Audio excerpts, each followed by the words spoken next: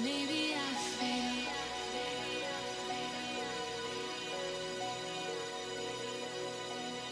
Maybe my heart's not made of stone. Maybe you'll see.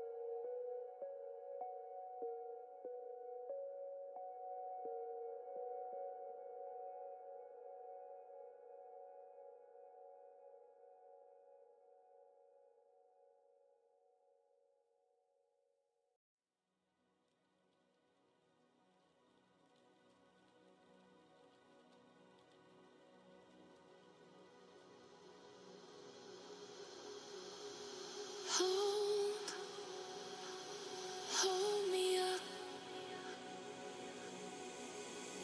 and take me in.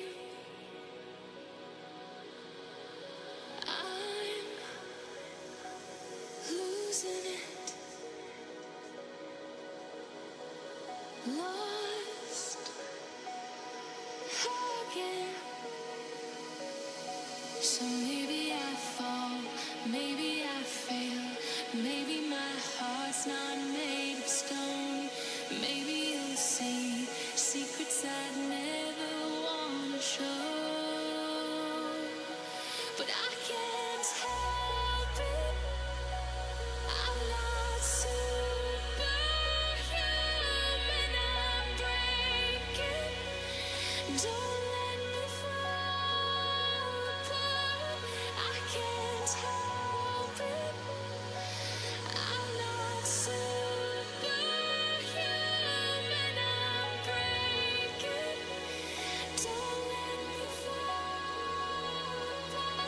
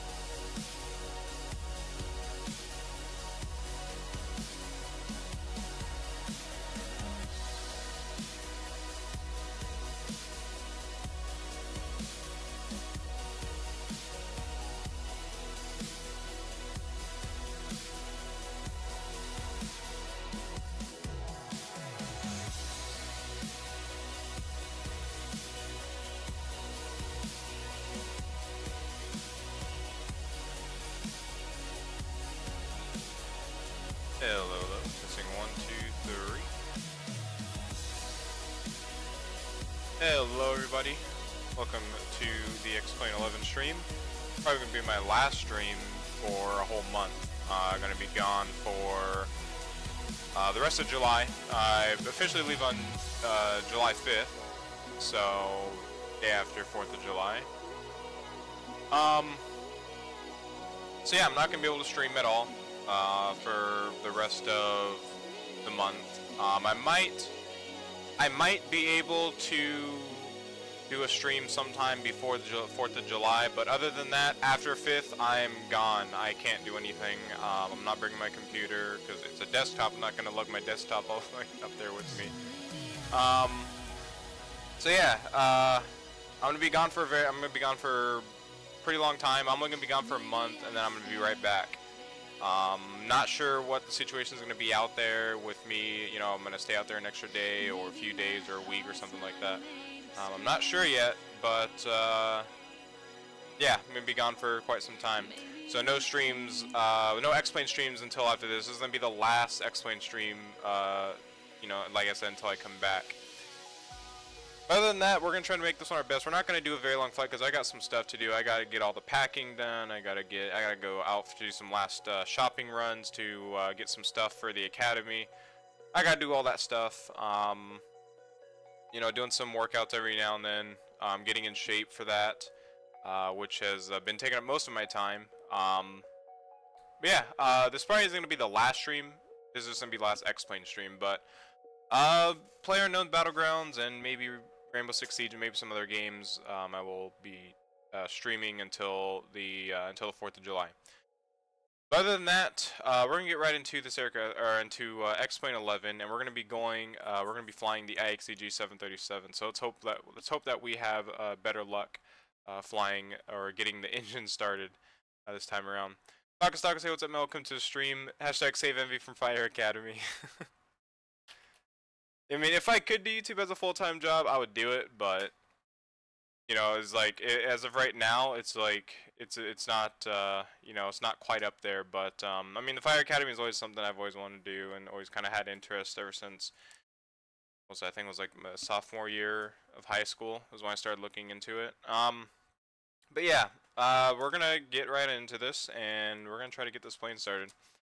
I'm going to get all my charts loaded up here. So actually I need to get the charts because I kind of rushed this since I literally not too long ago just got done with some last schoolwork and whatnot with the Fire Academy. So I had to do some like online tests and some reading for that. So I got to get all my little charts up here. So I have to download some still. I don't have all of them yet, but I do have the ARX cycle updated. I just got that done not too long ago, and go on aircharts.org, and we're gonna get all of our charts. So I don't think I have Denver on here, do I? Since I wiped all my charts, I do actually. I do. All right. We only have the Coors 3 departure, so we're gonna need the Solar 3 departure. So Denver is staffed up today. I don't know if there's an event tonight. I didn't check VAT USA at all for any upcoming events, but there's a like full. Like almost full coverage here, basically.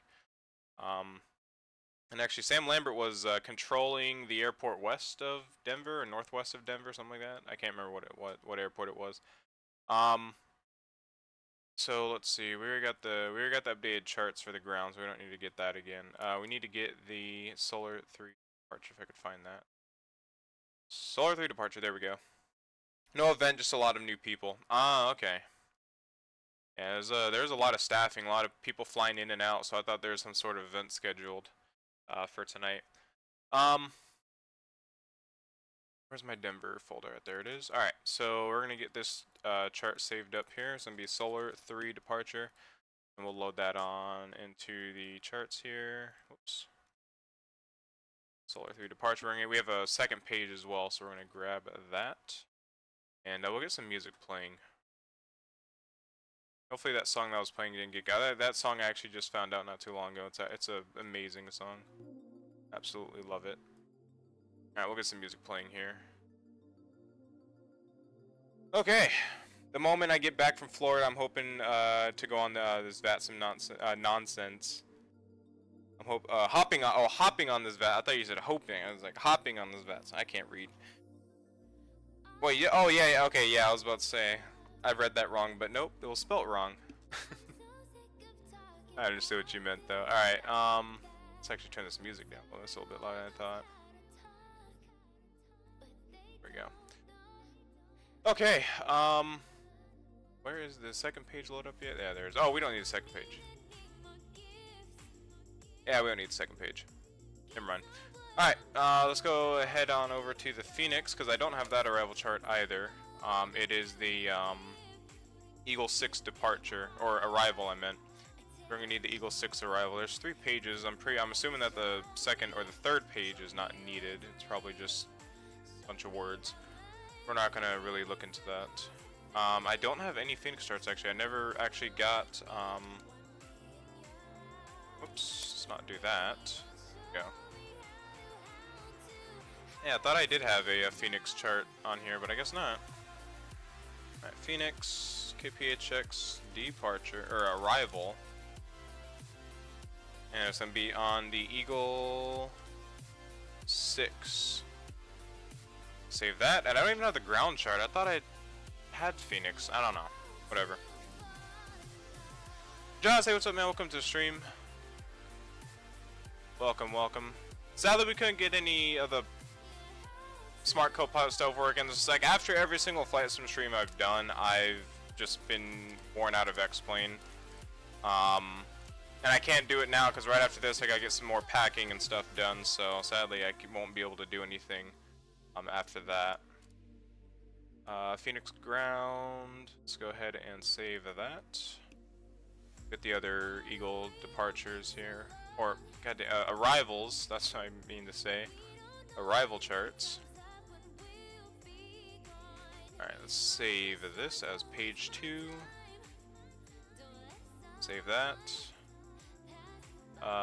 What's the continue? What's the third page? Is third page any use? It's probably not. Usually it's not. Yeah, it's not. Alright, we'll close that, and I think we got all of our charts, so let's go ahead and just open all of them now. So we don't need any more of the Denver charts, we just need the Phoenix charts, so we just need to refresh that. There we go. And we need the runway arrival, so I don't know what they're going into Phoenix at. I guess we'll just download. Is this Phoenix still? Yeah, it is Phoenix. Alright, we'll just download 2.5 left and 2.6, I guess, because usually those are the common landing runways as far as I'm used to. But we'll just download those for Phoenix. Approach. And we're going to be on the ILS 2.5 left. Set that in there. And we'll do the ILS 2.6.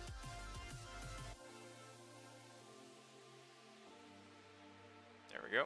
Save that. X-Plane takes a lot out of you. Yes, it does. Any flight sim takes a lot out of you, and that's how I feel with every single game. Every single game. I have to do some share before I leave for college. When do you leave? Because I get back in, I think in around August, like beginning of August. End of July, beginning of August is when I get back. When do you leave? Because when I come back, I'm definitely getting back on X-Plane if I have the time to do so. I'm definitely getting back on X-Plane. Alright, let me download these 2 last runway approaches here, and then we'll be ready to get the plane. Let's actually get on here to the plane. We're going to be flying Southwest, call sign Southwest 318. And if everybody's going to join us, please let me know in the chat there. You guys will have a lot of time because I'm getting charts right now because I was not necessarily prepared for this because I literally thought I wasn't going to be able to stream today. And I finished all my work at a pretty decent time, and yeah, I figured out I just had enough time to do a flight sim, or I gotta do some other stuff. I would do ILS 07 right, save that, and we will open that. There we go, now we got everything. Alright, so we're gonna be on the Eagle 6, let's open that up. And let's open up the second page. Move-in day for UND is August 19th. Oh, okay, perfect, perfect. Not bad then. That's actually perfect time. That's a lot of time to get stuff done. Lots of time. All right. That stops getting in my way. There we go. And we're just gonna open up. I don't know what their lane is. Oh, they do have an ATIS. All right, let me check the ATIS real quick. So I can just load the ones that we need and not all of them. Landing is runway 26. And 2.5 left. So 2.6, 2.5 left, as I kind of expected. We will open that. Open that, and then we'll open the ground. Then we'll be ready to go. Let's turn this music down. This is a weird song. I'll turn that down a little bit. That's a little bit better there. Alright, and we got all of our charts. So let's go ahead and head on into the aircraft and we finally get things started here. And let's go up here to the top, and we'll get all of our battery stuff going. So let's go and get the oh, I wanted to do that, but that's alright, that does the same thing. Alright, battery's on. Ground power, we'll go ahead and get that connected. Let's go ground services, get that connected. We'll also add in the fuel, so we're going to be 15.50505. So we're just going to set that to 15.5. It's like some song out of like a Nintendo, like old Nintendo, like Sonic or something. It kind of reminds me of the, like, I don't know why, but it just reminds me of something that'll be out of that. Or maybe Donkey Kong or something, I don't know. Alright, 0 fuel weight. I didn't grab that, whoops. Let me go to Simber if I still have it open. So 0 fuel weight is going to be 99.9. We're going to add that. So 99.9. And we'll go over here and we'll go and get the ground power on. And we'll watch that to make sure that changes, and we're good. Alright. Let's go and close that now, and let's go back up here. We're going to get the galley power on. Left and right IRSs will be coming on to now. Come on, there we go. A little bit slow on the twist there, but that's alright. Emergency exit lights will be armed. We'll go and get the seatbelt signs turned on. Cabin signs, they say off, but we're going to leave them on. Window heats, PITA heats, hydraulic, we are good there. Air temp is going to be set to auto. I'm not used to this plane. I'm kind of slow at it right now. I'm not used to it. It's been a while. It's been a while. Come on. There we go. I'll get that down. Alright.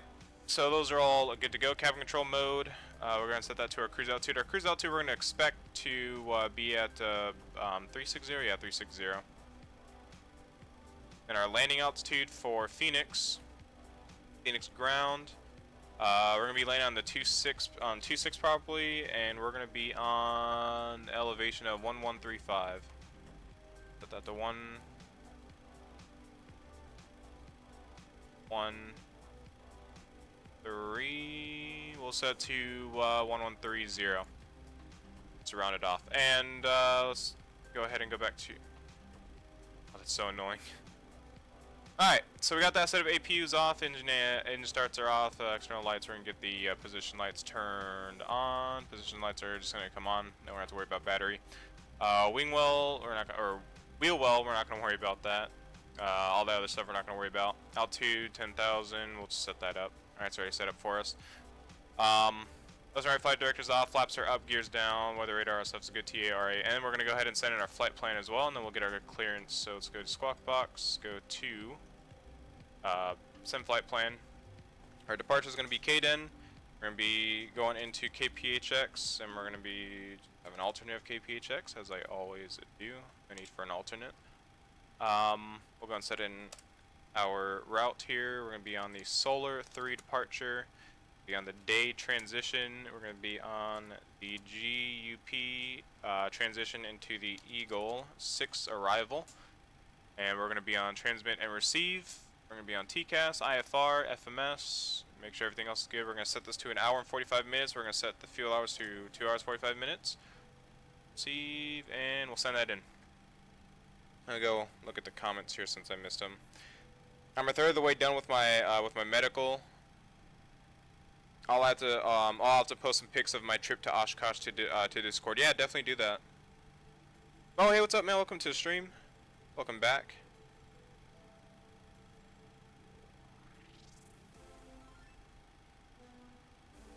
All right, let's go and get some stuff done over there. All right, so we got all of our stuff in. Let's go ahead and continue on. So.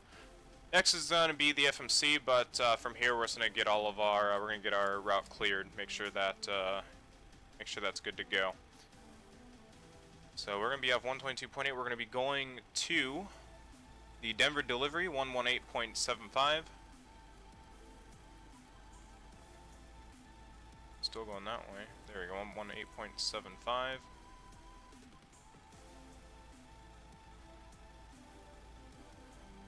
Alright, Denver clearance delivery. We are on that frequency. Let's go and monitor for a bit. It's going to turn our music down here.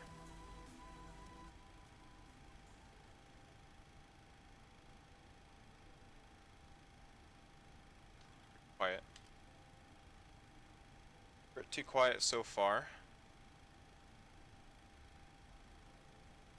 And let's see, let's go make sure I have everything written down here. So we got Phoenix, Solar 3 departure, day, initial frequency. Okay, so departure, is there a departure online? There should be, I think there was one. Yeah, it's approach, it's going to be an approach. There's going to be 120.35. And let's go and check the ATIS real quick actually, I forgot they had an ATIS up. 125.6. Let's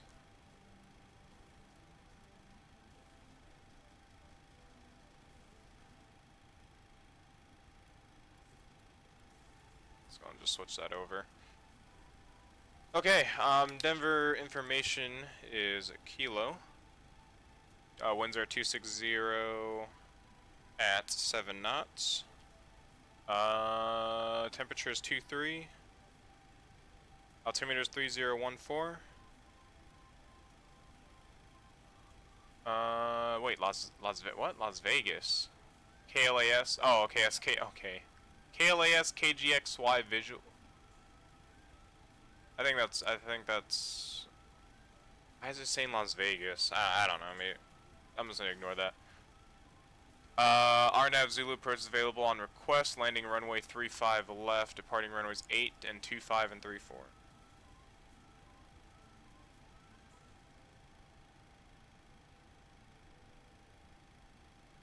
Read back all horseshoe instructions. Notice the airmen's. Notice the airmen. Whatever ASD X surveillance system is not simulated. Squawk standby. Yeah, we already got that. Alright, so we're good on that. We are on 118.75. That is the correct frequency. I guess nobody's on here. I guess there's not too many people. There was a bunch of people earlier.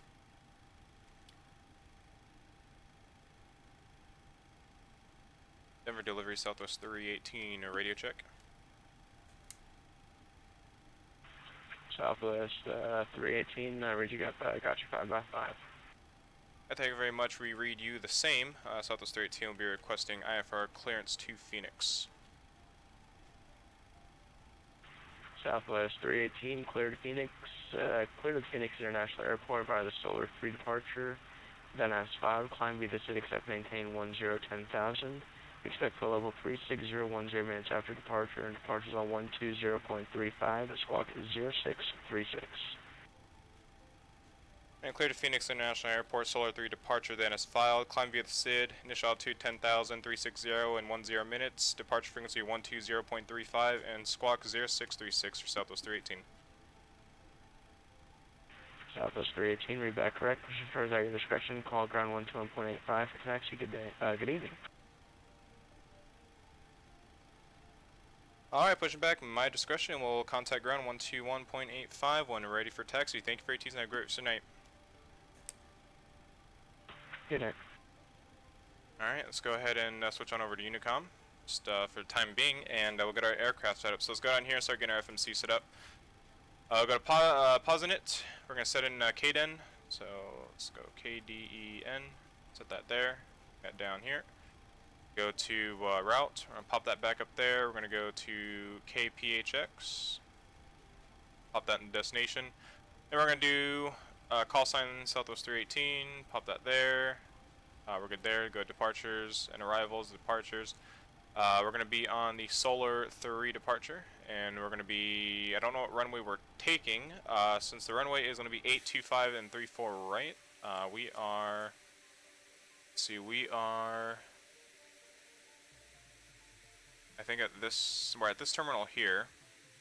So runway 8 might be our departure for tonight. So runway 8, 25, or right, and 25. Where's 25 at? 25, there it is. So we're either going to get 3-4 right, which I think we might actually get 3-4 right. I think we're going to get 3-4 right, but then we could also get 8 since we're on the northern side. It would just, I think it would be, it'd be faster to actually go 3-4 right. So we might actually get 3-4 right, I'm not sure, but we'll see what happens. We'll see. Alright, we'll push back. We'll just push straight back and we'll turn left or right, whichever way he assigns us, so that way we don't have to do a U-turn. Let's go ahead and continue on here. Let's go down here, let's go get rid of that. So for now we'll choose 3-4 right is what I'm assuming they're gonna put us on, but I guess anything could go. We'll go ahead and go back to the we'll go to route this time. That's what I was trying to say. We'll go to route. Did not activate. Okay, well it's already set. It's right. It's probably just because of this. All right, we'll go to here. To the departures, and we're going to be on the Eagle 6 departure, so we're going to go find that Eagle 6 departure. We're going to be on the GUP transition, and then we're going to be landing on 26. We're going to probably take ILS 26. There we go. And then Zerlo transition, we'll go and check with that. So we're going to check runway 26 and make sure that is, yep, Zerlo. Okay, perfect. We'll take Zerlo for the approach transition there. And then we'll go to legs. We'll clear up any discos that we have. Clear up GUP. And we'll clear up Zerlo. And we'll activate that, execute it. And we're back at the legs page. Just go here. We're all good there. Alright, we're going to go to the init menu page. Or we'll go init reference. There we go. Now it's aligned. Yep, all our stuff is aligned. Perfect. Alright, gross weight. We're going to enter, whoops, I'm going to use the 7.5. What I need to do is I need to go here and go to preference, or not preferences, I need to go to ground services. That will tell us. Alright, so ground services, we got a gross weight of 115.4. We're going to pop that in there. That'll do our zero fuel weight, which is perfect, and we're going to do 5.5 for the plan, just because why not? And then we're going to do a reserve of 10.2 is what SimBrief gave us, so we'll take it. We're going to do a cost index of 70 and a cruise altitude of 360. And we will execute that. We'll go to N1 limit. We'll set our flex 45. Go takeoff. We'll set flaps 5. We'll set our V speeds in. And we are good there. Let's go back to the legs page. Go ahead and we're going to get ready to get our APU started here, so we'll go and leave that open.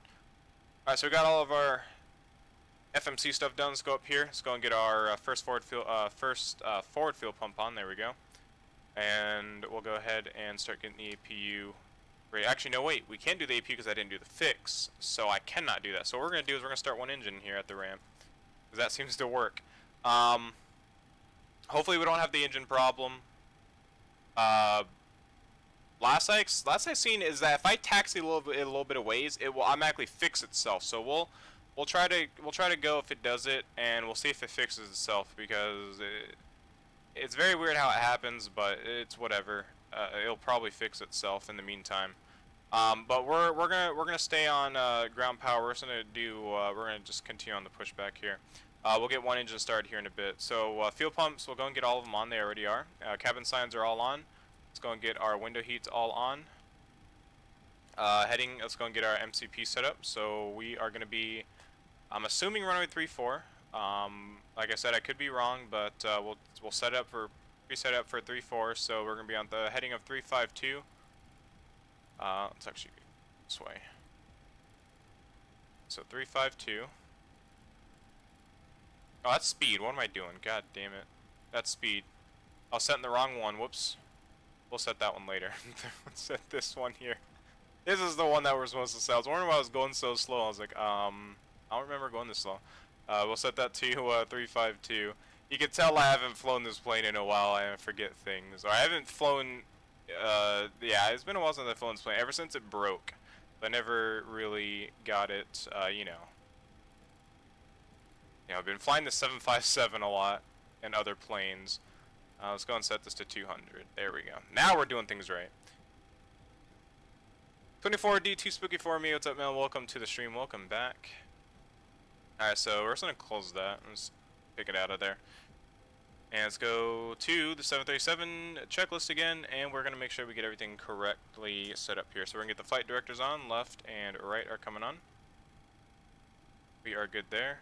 And QNH, just go and set that, or the altimeter, so 3014, and we'll set our squawk here after this as well.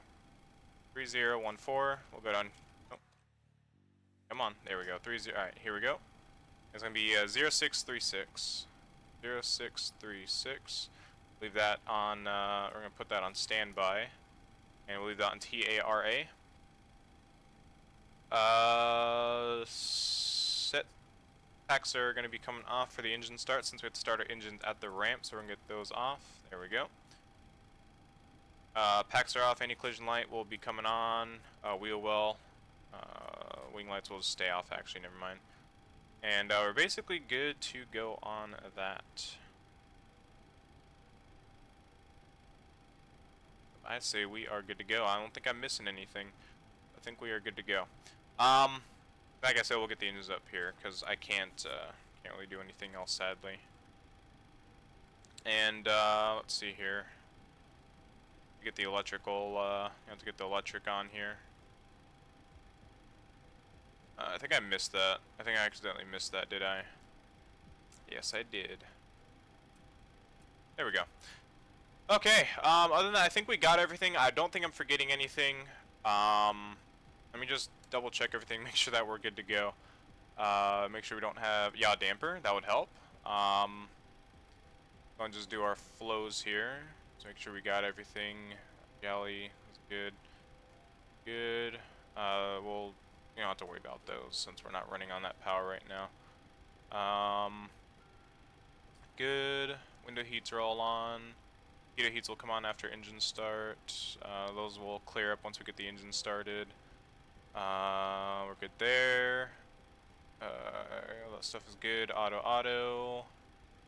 Recirc fan is on auto. Packs are off. Isolation valve is on auto. We can go and actually turn that off since we're not running AP power. And everything here looks good. So we got our landing altitude, we got our cruise, our flight altitude that we're gonna be at our cruise. We're basically good to go. Let's go ahead and get our right engine started here. We're going to start the right engine first. Let's actually just go from this position here. And we'll see what happens. We'll see what happens with our engines. Hopefully they work. We'll see. All right, so ground power is coming on. Wait for the engine to get started up there. Here it comes.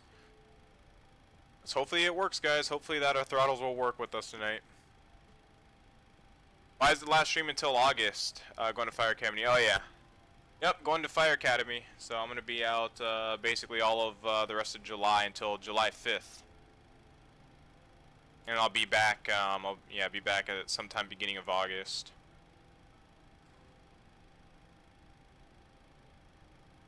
Sound seems like it's really quiet. I think it's just because we're up here. I think we're fine.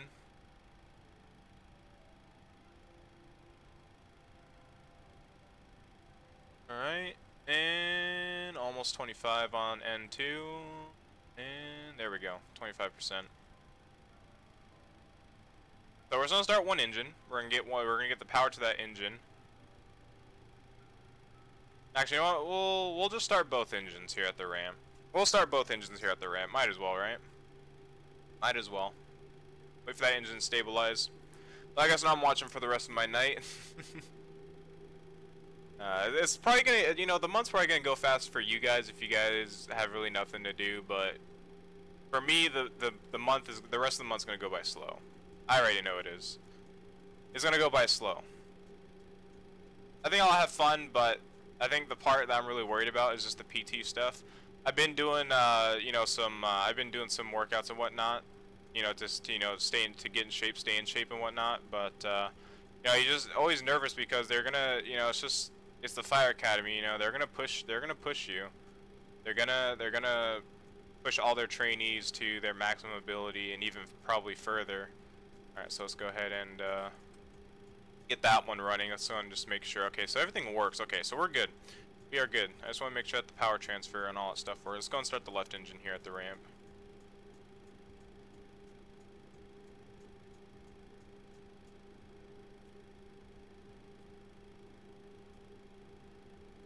And wait for that to go.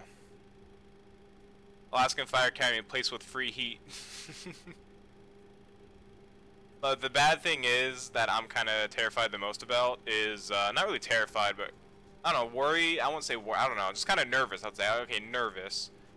is the heat up there. It actually gets really hot in the interior, because that's where the Fire Academy is at. It's in the interior, and I'm in the South Central, so I'm next to the you know, the ocean, the water, you know, the Tourniquet Arm, Cook Inlet area. So you know, you have like these nice breezes that come from the ocean and into the city, and you get like a nice cool breeze throughout the city.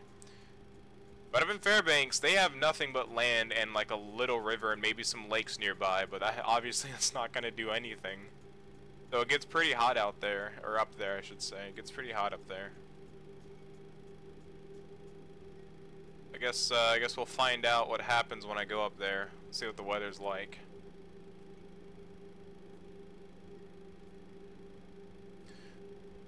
We'll wait for this engine to stabilize out. All the numbers are incorrect, guys, so if you guys are a big 737 fan, you notice that the fans or the temperatures are not correct. That's because this plane has not been updated for X-Plane 11 quite yet. Alright, I think we have power. Oh, I think both my engines work. Right away, both my engines work. We're in luck, guys. Alright, so we got our engine started. Let's go ahead and actually get our pushback going. Or get ready for it to go. So let's go and get ready. Let's make sure that pedals are working. We're good there. I'll make sure that everything works. Everything looks good to me. Alright, so let's get the pushback going. Let's go ahead and clear our left and right. So right's clear and left is clear. Let's go and head on out. Go here. Let's go easy pushback. So we use park brake. And we'll start the pushback.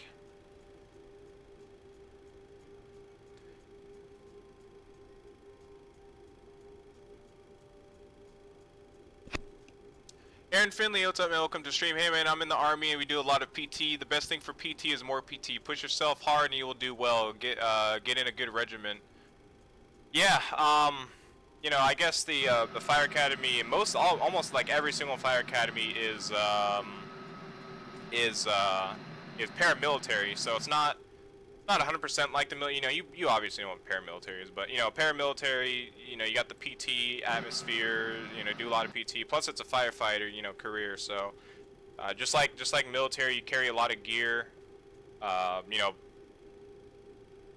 just pounds of pounds stacked on you, and definitely gonna have to do some PT and like the SCBAs, and oh man, that's gonna be fun.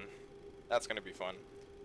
The biggest thing is what I hope they have like optional or to do is the wormhole. If you guys know what the wormhole is, if you're claustrophobic, it's probably not the best training for you. But basically, the wormhole. If you actually Google that on, if you actually look on YouTube, firefighting wormhole training. Yeah, it's basically confined space training. It's there to help you stay calm in confined spaces. You're there with all of your gear, all your PPE, basically personal protective equipment. And you have to go through this tiny little concrete or maybe plastic, PVC, or you know, pipe or tube. And you have to have the SCBA. Usually it's on your back. It's that big canister, or the self-contained breathing apparatus is like the mask, and then you got the backpack for it as well, which, you know, holds the oxygen tube, and then some other you know, some other devices, like pass devices and all this other stuff that you know, for firefighters need for in structure fire situations. And you have to carry all that gear and go through a tube that gets thinner or smaller and smaller until your shoulders are literally touching the walls of the pipe, and you have to try to get through from one side to the end. And it's like, I don't see myself as claustrophobic, but I would see that as a challenge, and I would see that as not necessarily fun, but it's there to like help you control your breathing with the SCBA face piece on and everything. It's really cool. All right, let's go ahead and go to 125 or 121.85. Get ready for our call for taxi, and we'll go ahead and actually just we'll stop the pushback here, and we'll pull the park brake. You'll do well, man. Just keep your head up and stay focused. Thank you, man. Thank you for that. I've always been told that. I've always been nervous. I have the butterflies with that. But you know, I have self-confidence, and I'll definitely bring it there with me. But yeah, it's always nice to hear from somebody that's been through maybe even harsher PT or more PT than, you know, what Fire Academy goes through. Even though Fire Academy do get a lot of PT, but military, man, that's different. It's different level. We're on 121.85, right? That's the ground, correct? I heard 121.85. Yeah, 121.85. We're good. We're good. All right. Let's get this going here. Get my pen out. Make sure I write it down. And let's go ahead and squawk normal form as well. I'll turn that on. There we go. Ground, good evening. Southwest 318 with you requesting taxi, and we have information Kilo on board.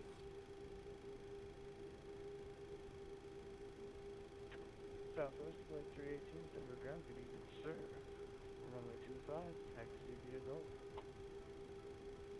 Alright, runway 25, taxi via Gulf for Southwest 318. Alright, never mind, I guess we're getting 25. So let's go ahead and check where that is. That's the one going to the well, not the south, but it's going to the west. I guess that makes sense because we're going that way, and we're going like southwest. But I would assume they would have chose the closest one, which usually sometimes they do. All right, so we are here. So we gotta go all the way over to the. We're gonna go all the way to the left. We have a lot of time to change all of our stuff, though.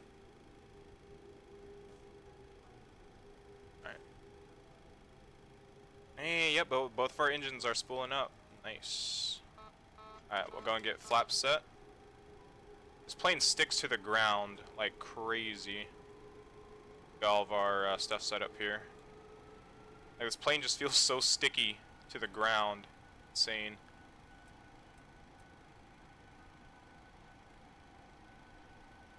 Trying to build a computer for flight sims. Any good recommendations? Anything that's not, you don't have to have it. Oh wait, hold on.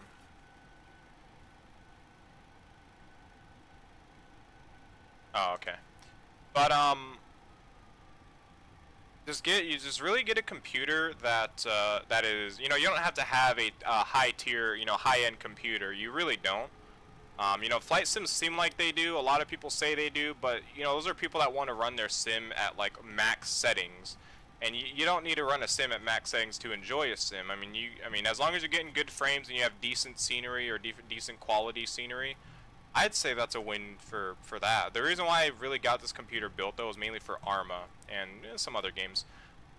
Flight sims as well, but also because I wanted to stream and record and everything, so you know, all that stuff come into play for me. What I personally recommend is at least an i5 or an i7. The i5 4590K, I think is 45. Is it 4570? 4570K, I think. If you have the budget to go to a i7, which I recommend, a 4790K is what I have. My graphics card, I mean, all my specs are in the description, but might as well talk about it. My graphics card is a GTX 1070 for the Win Edition. You could personally run X-Plane with a 900 series or FSX or P3D, whatever you run, easily with the 900 series graphics card. If you're looking to get VR in the future and stuff, definitely go with the 10 series because they support VR. I think the later 900 series, like the 970, I think the 970 runs VR capabilities as well. All right, which one's golf? It's this one's golf up here. All right.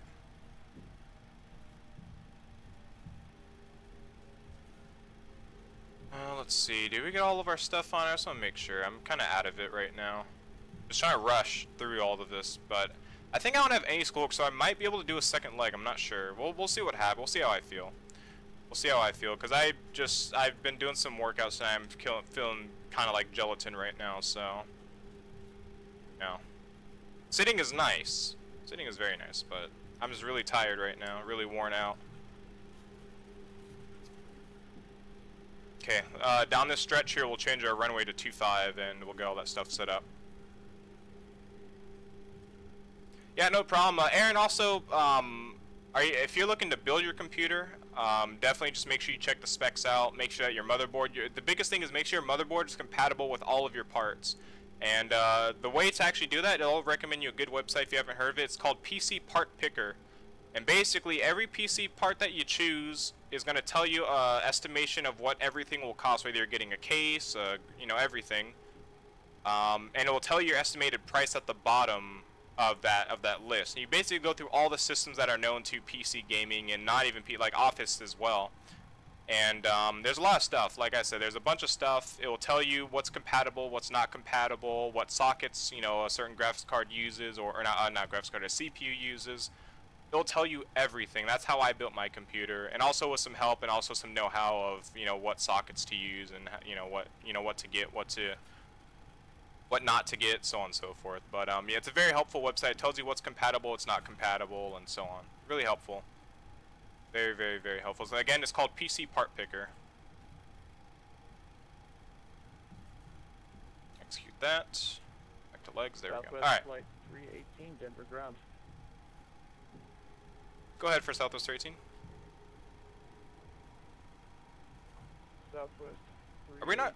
Please change your squawk code to 0645 now. Alright, we'll add in 0645 in the box for Southwest 318. That was weird. Thank you very much, sir. Much appreciated.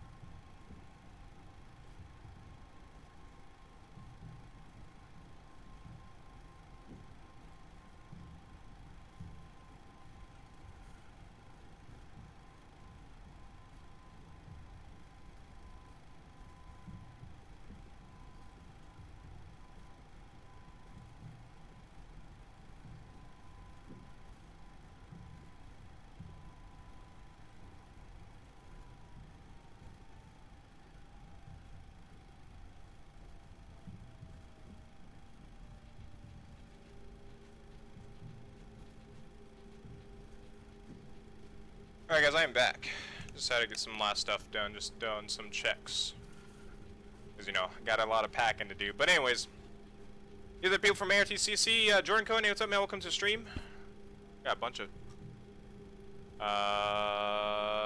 hey, you're departing from ARTCC from Jordan Cohen. Are you actually online right now?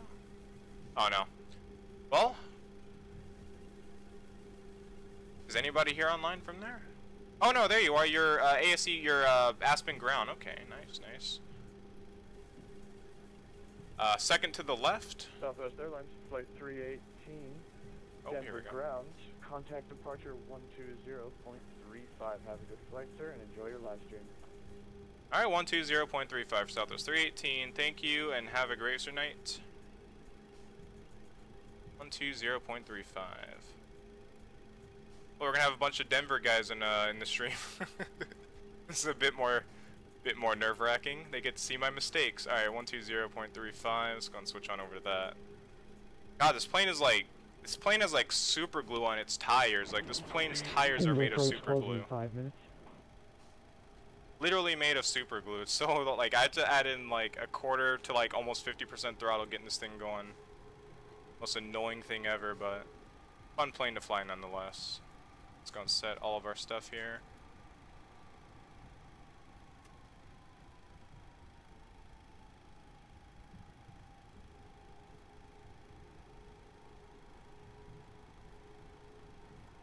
Okay,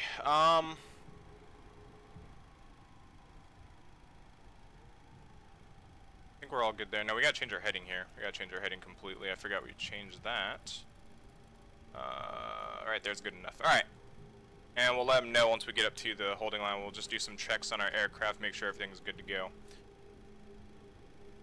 Alright, so the taxi, we already got all that stuff. You know what we forgot to do was packs on, yeah? Forgot to put the packs back on. Forgot to put those packs on. Alright. My camera's glitching out there, but that's alright. So, auto brake's already set to RTO. Trim is already basically set for us, usually with this trim. Good, so before takeoff, we're going to get that on. Turn off lights are on. Let's go in contact and tell them that we are ready to go. So, 120.35.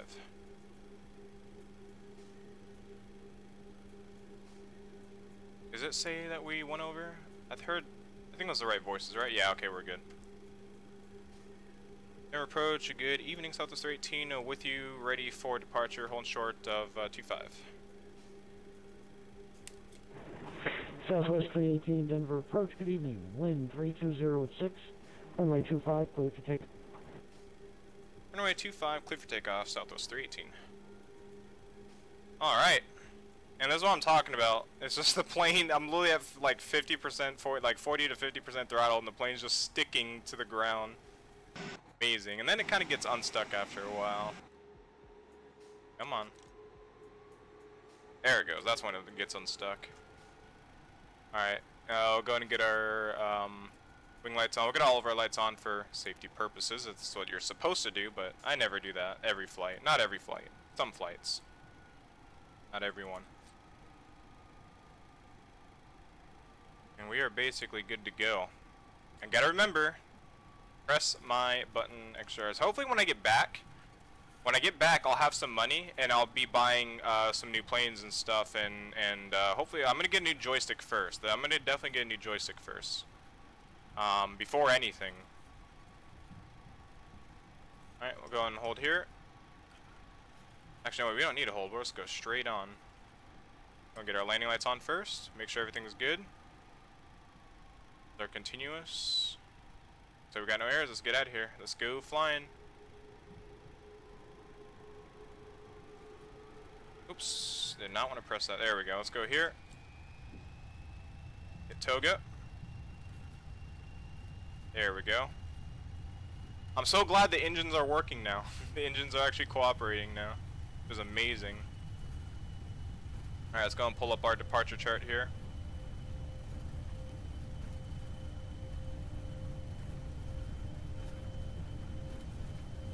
This is the second page. I think I opened it. Oh, well, it's whatever. It's alright. It's alright. We'll stay on heading mode for now, and then we'll do as instructed. I think I just got the wrong chart pulled up. Alright. Got a long rotation here.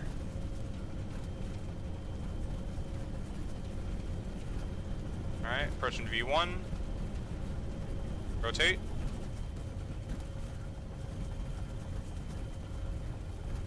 Getting some frame droppage here for some reason. I don't know. What the hell is that to our left? Okay. And positive climb. You're coming up. Oh, that's a road. I was wondering what the hell that was. Default X-plane scenery for the win, though.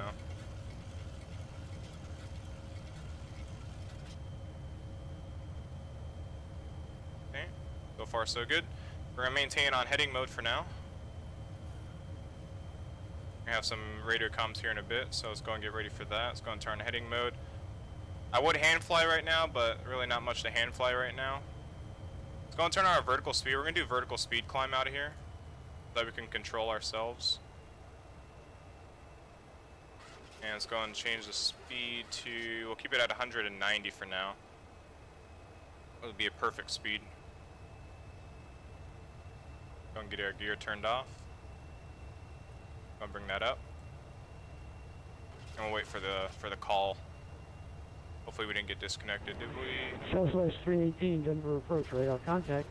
Climb and maintain flight level 320. Correction, flight level 230. Alright, flight level 230 for Southwest 318.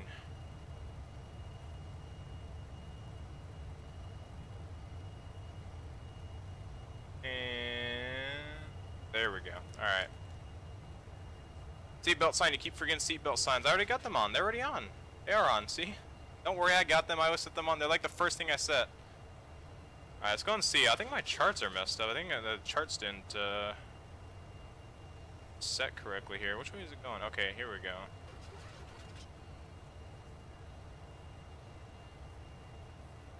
Oh, that's the Eagle 6 arrival. Shit. Whoops. I'm Solar 3. I was thinking, wow, I feel stupid. Alright. So let's go ahead and just start heading for, let's go and get LNAV enabled, and that'll start bringing us in. I was opening the Eagle 6 departure by accident. I feel so stupid.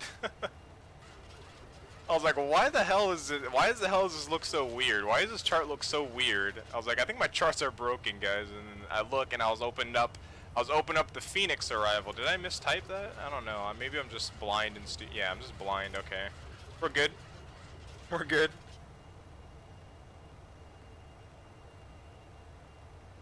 Scotty Sosa, I get my PC tomorrow. Nice. We have 13 passengers on board this flight. I want an iMac so bad, but it's so expensive. Nah, I don't get an iMac. If you're looking at it for gaming, don't get an iMac. Don't get a Mac for gaming. Yeah, Pacos Tacos. Apples tend to be expensive, but their computers are good at work and well for a long time. They're good for office. They're not. I won't say they're the best for. My God, my frames are biting right now for some reason. Why are my frames so bad right now? Don't get the music turned up a little bit. Alright, I'll go ahead and get, whoops, not VO Warlock, whoops, VNAV. I'm used to 757. I've been flying that, like, a lot. Alright, we'll go ahead and get our flaps up here soon. Yeah, my flap button's still broken, guys, but it still works, so I'll have no problem getting that up. Alright, let's go get him up now.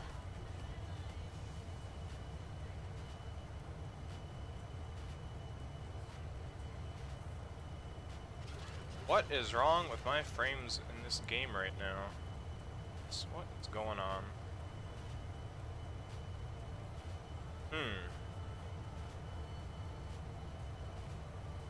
Is it just the Denver area for some reason? Okay, my frames are coming back up. I don't know, weird.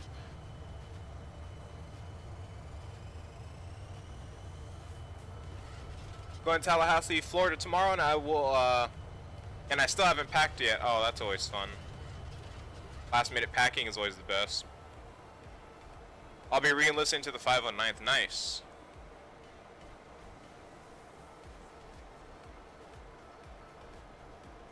Where's 509? 509th PIR? Well, they're kind of scattered.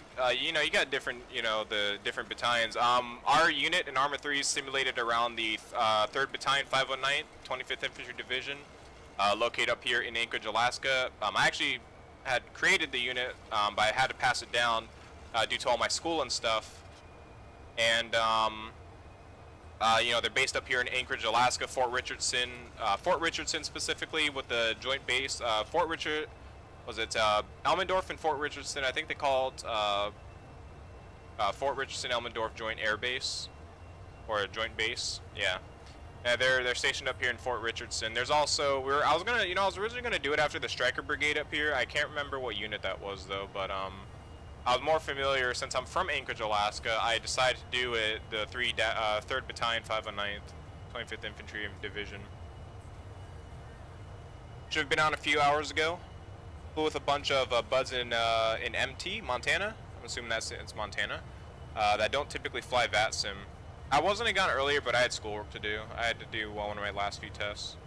Captain Games, hey, what's up, man? Welcome to the stream.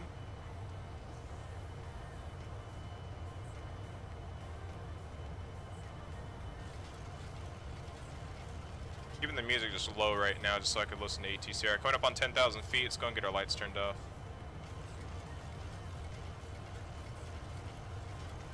Man, my frames are really bad right now.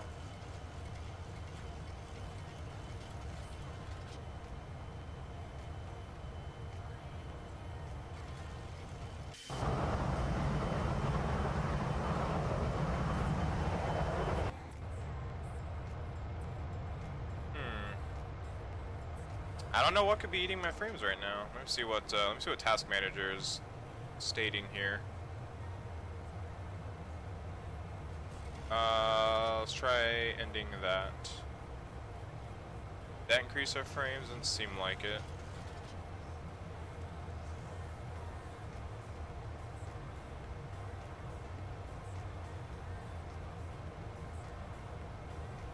Well, if anything, the frames should be improving.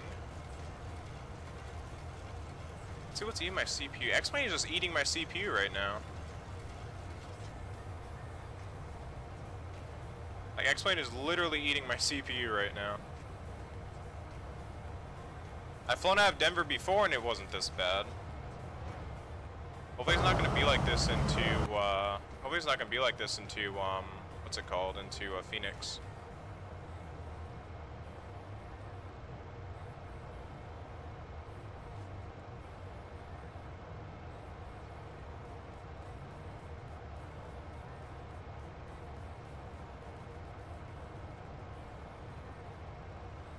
If we're talking music, let's get some Don't Let It Go in here. Mortars, fucking mortars, it's where it's at. I was an MP for 25th Infantry in Hawaii for 3 years. That's why I asked. Oh yeah. What battalion is it? That's what unit is in what unit of 25th is in Hawaii? Because I remember one of my friends that's also in the unit. He's actually military, and he was talking about because he used to actually be in Hawaii, but I can't remember what unit it was that was in Hawaii.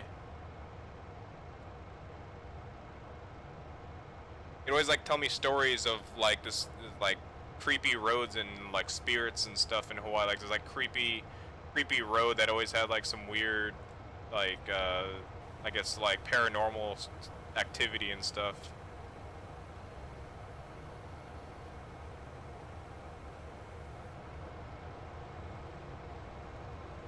We're still in the control area of oh yeah, we are. Okay, yeah, we are.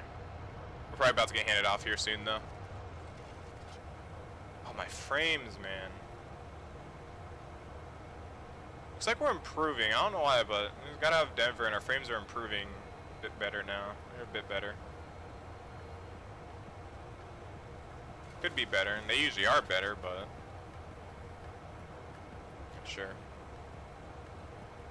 Should I just remembered I go back to school August 10th. Doesn't give me a lot of time to watch your streams. I'm heading into 8th grade last year of middle school. Nice. That's always a fun. I honestly miss middle school. Middle school is probably like the best years for school for me. 7318, Denver Center is offline at this time and you're leaving my airspace. Frequency change is approved. Monitor Unicom, please, and have evening. Alright, over to Unicom for Southwest 318. Thank you for ATC and have a great rest of the night. Thank you for controlling. 122.8.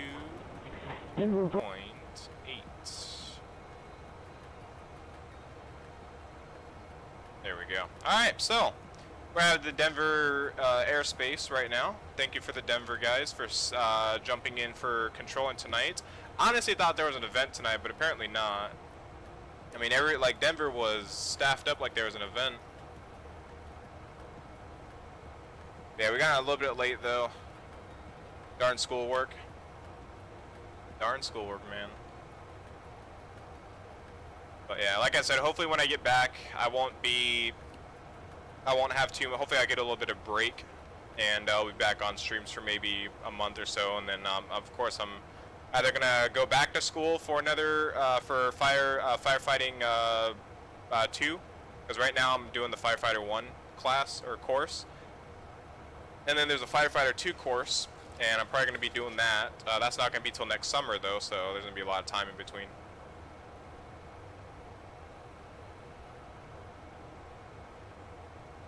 That thin Denver air is depriving your PC of oxygen, that's it. Frames, yeah, bad. Is this the only leg you're doing? I don't know. I honestly have no idea. I might do a second leg, I'm not sure. Well, since we're out of controlled airspace, let's go ahead and turn the music up a little bit. There we go. It's a little bit loud. There we go. And we got a new subscriber. cold Moochillin, Moochillin, hopefully I said that right. Thank you for the subscription, man, very much appreciated.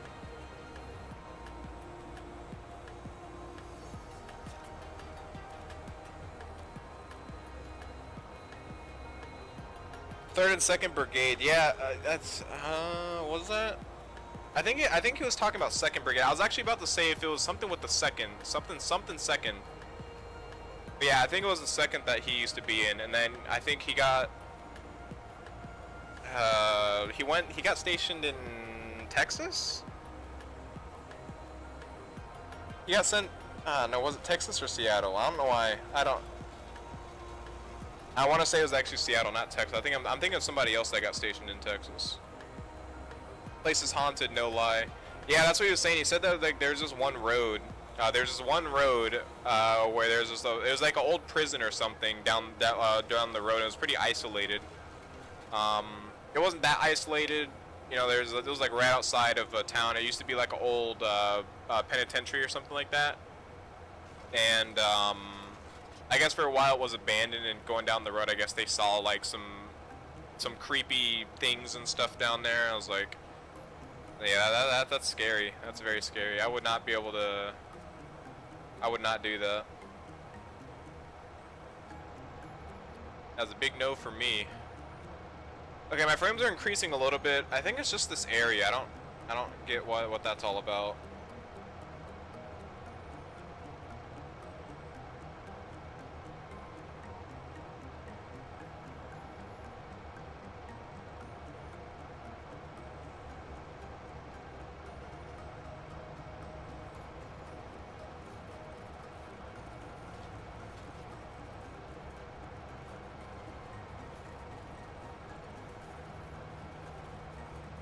Check something out real quick here. Let's see.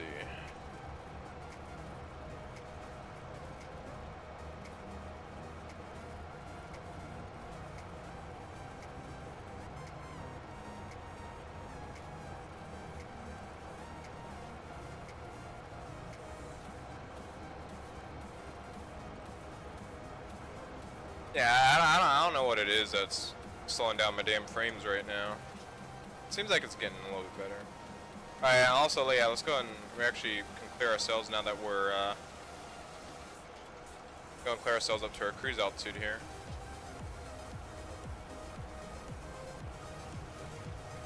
There we go. And we're past 18,000 feet. We're gonna set our altimeter back to 902 as well. Almost forgot about that. I always forget about that. I don't know why. I always forget about that.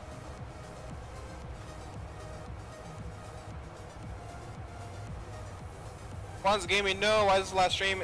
It's not, it's the last stream until August, so the rest of the month I'm not going to be able to stream. I'm going to the Fire Academy, that's why.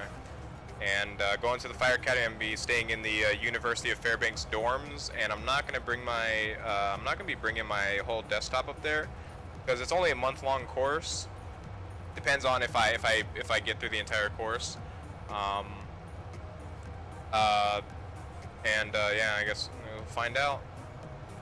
But I'm gonna be back in August. Depends on my schedule. It's depend on what I do with my life from there. I plan on coming back and doing some streams again. So you know, don't think I'm gonna be gone forever. I'm just gonna be gone for the rest of July, from July 5th to the end of July. Probably like beginning of August. I'll be back for streaming, and then yeah.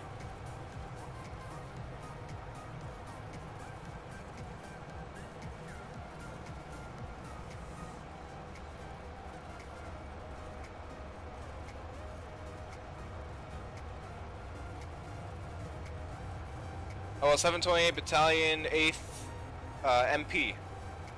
I actually had a friend that was an MP as well. He's retired out though. I can't remember what he was part of. I've always talked to him because he was actually deployed in Afghanistan. Then he came back to the States and he went in as MP. And yeah, but I don't remember where he was at though. I think he was on the East Coast somewhere. I think he was stationed somewhere on the East Coast. I can't remember. But yeah, he was a really good friend of mine. He's still around, but he plays a lot of different games now. He plays mainly like World of Warcraft now. Yeah, he was an MP, and then he retired out. I can't remember what year he retired out in, but yeah. I never really met too many MP personnel in the military. Been literally 2, you and him. That's it. The hell, someone disliked your stream, man. It's all right. You know, it's can't please everybody, right? Can't please everybody.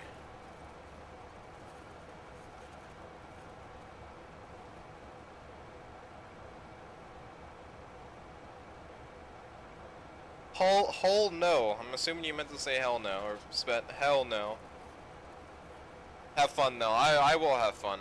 I will definitely have fun.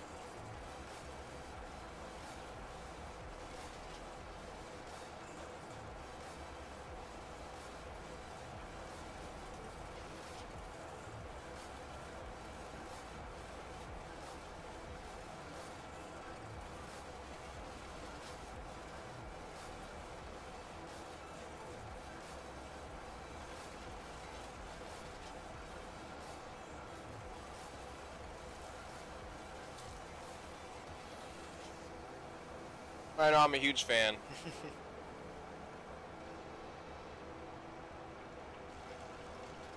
All right, let's get some nice views here. I think we have photo. Oh, that is loud. That is loud. Turn that down. There we go. That's much better. We don't have any photoreal here in Colorado, or well, basically all of Colorado. I don't have any here in Denver. So yeah, I will. I think we're gonna be entering photoreal once we get into Phoenix, though. I do believe. I think Phoenix is when we're gonna get into some photoreal.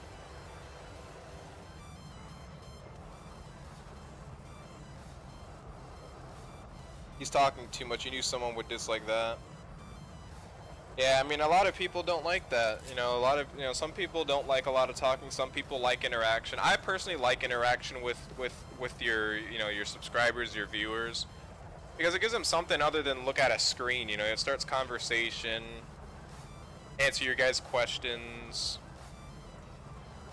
just have something to do so you guys aren't just staring at a plane in autopilot, doing nothing but looking. Give something to do. That's why it's like whenever I watch other streamers, I always watch streamers that are kind of,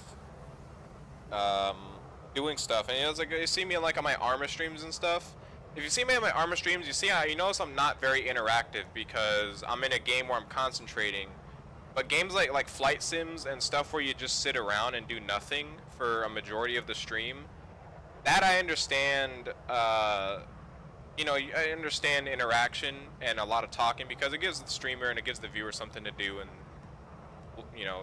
something to do, rather than just sitting here doing nothing, right? And then you got games like Arma, you got games like PlayerUnknown's Battlegrounds. You notice that I don't answer too many comments on my Arma streams because you're doing stuff. You're busy because I'm in a milsim group and I got to pay attention to what my team leads, squad leads, people are saying what's going on. So I don't do too much interaction on that. I do as much as I can, but there's only so little I could do. Same with PlayerUnknown's Battlegrounds, Rainbow Six Siege. And Rainbow Six Siege I do when we're at the menu or when I'm dead, so that.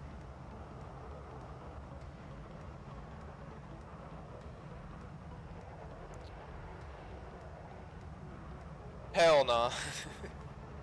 Have you ever thought about doing GTA 5 LSPD4? I did. I tried, but my GTA 5 keeps on crashing now.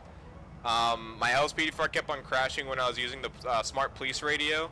My LSPD4, I used to do LSPD4 streams back then. Oh, this chair needs to be. I need to put some WD-40 on this chair again. Uh-oh. That sounded like I farted. This chair needs some WD-40 again. But yeah, it's GTA 5 has just been crashing on me lately, you know. It's been causing problems, and I can't do a stream. I tried doing a stream probably about maybe last month, and it just kept on crashing on me. I couldn't do anything, so you know, it just wasn't working out. I think I did a stream. I did stream a few times. He has the squirts. But yeah, a while ago, before one of the updates came out for GTA 5, I did do a lot of LSPDFR streams. I actually did, I think, a total of like 4 or 5, and then I stopped doing them because that's when it started crashing on me like crazy, so I couldn't do them anymore. But yeah. Aaron Finley, I'm supposed to be taking an exam online right now. Hey, we all have those moments, right? We all have those moments.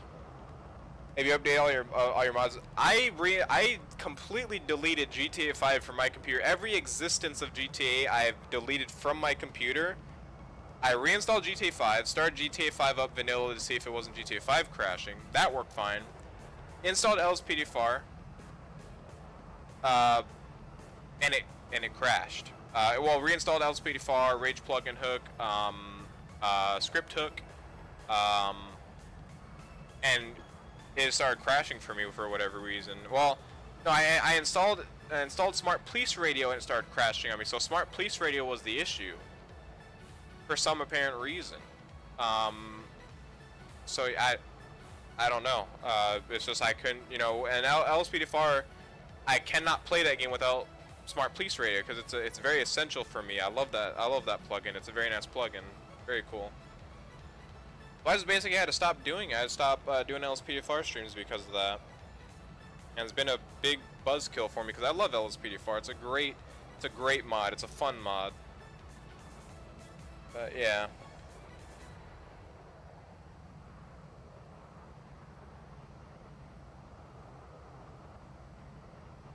I'm guaranteed I'll be watching your streams while I'm supposed to be studying when school starts. Like I said, we always have those moments. I used to do the same thing.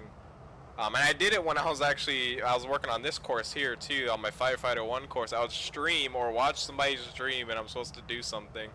But thankfully all the tests were due at the end of Sunday at 12 a.m. So it was pretty relieving to have the times that those, because it was 3 tests. It was 3 tests were due every single week. So yeah, it was a little bit rough, but it wasn't all that bad. It wasn't all that bad. It was pretty smooth flowing. I had a pretty good schedule for all my tests and all that. Pretty nice. So that was good. A little bit easier.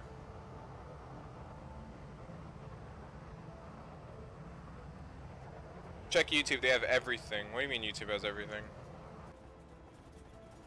Oh wow, we're in some bad turbulence.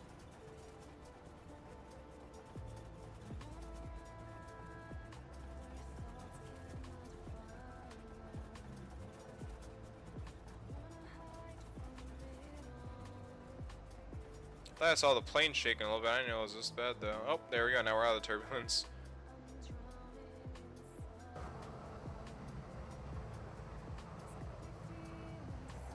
And I wish I had photoreal for Colorado. Colorado's a great scenery to have photoreal in. It's really cool terrain and landscape.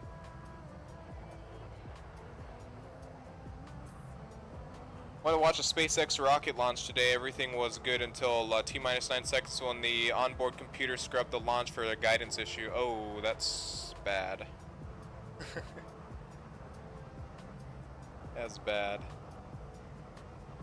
How to fix your LSPDFR? Oh, check YouTube. They have everything. How to fix your LSPDFR. Yeah. Yeah, that's true. That's true. I actually did. I actually looked it up. I actually Googled that issue, my issue, and nothing popped up. Nobody else was having issues. So I was figuring if it was just my GTA 5, and that's when I ended up reinstalling GTA 5, completely ridding my computer of all GTA 5 content, reinstalling it completely, re-downloading LSPDFR from scratch, re-downloading all my mods from scratch. And I went mod by mod, and literally like the first thing I installed, which was Smart Police Radio, crashed. And I don't know. I haven't found a resolution for it yet. Planes are scary. My first time was scary, was it? I think my first plane trip, well, I think was when I was like 4 or 3 or 4, something like that. Ever since then, I've always enjoyed planes. Like ever since my first plane, like my first time going on a plane, I remember I was not scared. I was super happy. Like I was so excited to be on a plane. I was so happy. It was one of the best things, like in my like when I was a kid. It was the best thing I've ever done as a kid was go on a plane. That's just where I've always loved planes. That's just because I started flying at a young age, and my family traveled. We didn't travel a lot, but we traveled quite a bit. We didn't travel like, I didn't travel to all states or, half the states. I've been to California. States that I've actually vacationed in was California numerous times. I would say about 3 times. I think we went 3 times to California. Yeah, about 3 times. Been to Florida. Been to Florida once. Been to Portland twice. We've been to, I've been to Chicago. I've been to Illinois. Been to Chicago once. Let's see. I've been into other places in Alaska. It was like flying where you have to fly to, but they're just like small little towns and whatnot. But I won't really count those. I'm gonna just count states. But well, yeah, we'll just count states for now since that makes more sense than that. And I think I'm forgetting another place. I don't know why. I think it was when I was younger. Nevada. We've been to Nevada. We've been to Nevada. That's where it was. We've been to Reno. And I think that's it. I think that's as far as I can remember. When I was from a kid to adulthood now. So I've been to, again, California like 3 times. California's a fun place. Not a bad place at all. And cities I've been to San Diego, I've been to Los Angeles, I've been to San Francisco, I've been to Fairfield, I've been to Reno, been to Portland twice, I've been to, what's that place in Portland called? It's on a beach, it's on the coast of Portland. I can't remember the beach name. It's like something beach. Cannon Beach. Been to, Daytona. I've been to Orlando. I've been to, let's see if I can remember other places. I think I'm forgetting some places, but that's as far as I can remember.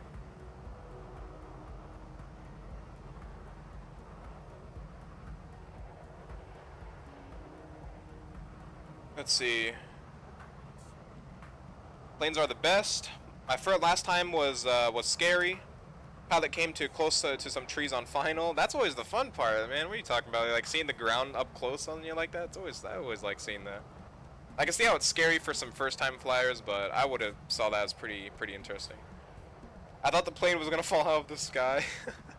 Sorry, I left. No problem. Had to do something. Look at a video. Put up your say 62-mile crosswind and close-up storm Doris. Oh God. That must have been scary. This was waiting for you to say North Carolina. No, I've never been to North Carolina or South Carolina. The farthest east coast I've ever been was Florida. And the farthest south I've been was Florida. Fairfield? No, Fairfield. F-A-I-R Field. I don't know what you're trying to, I don't know if you're trying to intend anything there, man. Maybe you're from that area and you're making something about it, but I don't know. Fairfield. I don't really remember too much from that, but I just remember being there. It was when I was younger.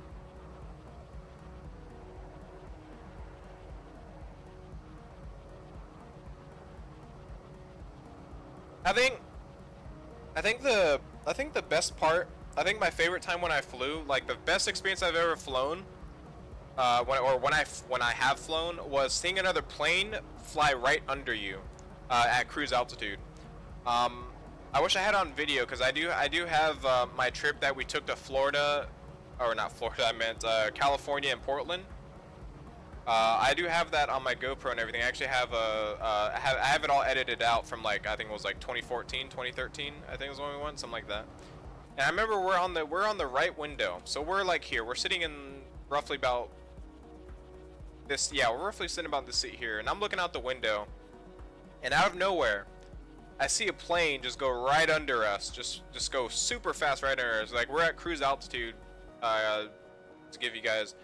And plane went right under us, and, like, you know, given that, you know, we're going one way, he's going basically this way, you know, he was kind of going like that basically, but still pointing that way.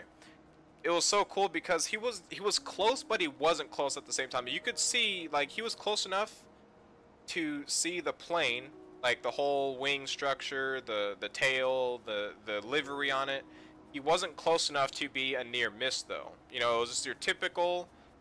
It was your typical, you know, crossover, and it happens a lot. You know, I've been in multiple flights where I've seen a plane right next to us. The other experience I've had was a plane just kind of like off to our right, kind of going off at an angle that way, you know, in that general direction. But the best experience I've had was seeing a plane go straight under, out of nowhere, out of my window, just right under us, and just go off. It was pretty cool.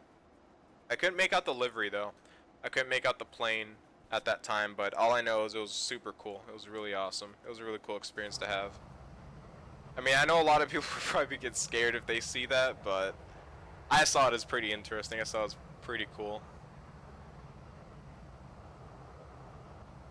You should upload it? I could probably upload it. I mean, actually, I think it's on my, I'm pretty sure it's on here. Let me check it real fast. Let me see, because I think it's on here. I'm pretty sure it's on here somewhere.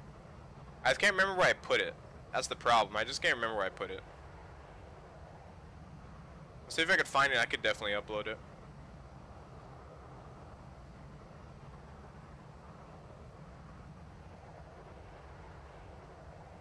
But yeah, it's basically all edited with music over it because it was my niece, and, you know, during the plane flight, she was talking and talking and talking.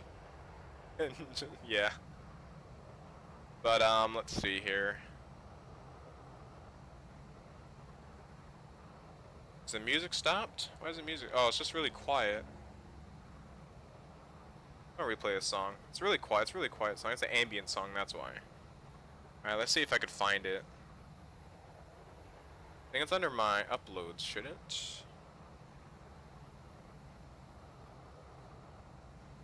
Could be.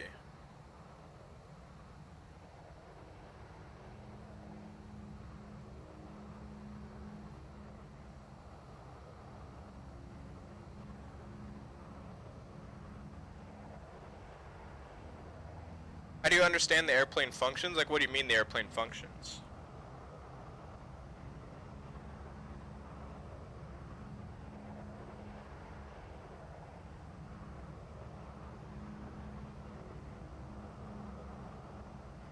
You can maybe give me maybe like a system or something that you want to know about or something. I could definitely tell you, or try to tell you, my best ability.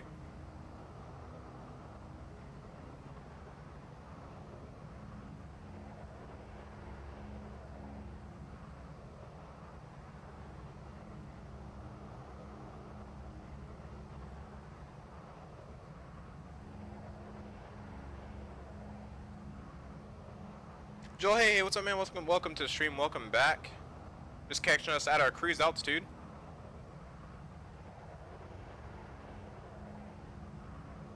Oh shit, I didn't even know Denver Center came online. We didn't get messaged though, unless he just came online. 135.6. We can probably contact him.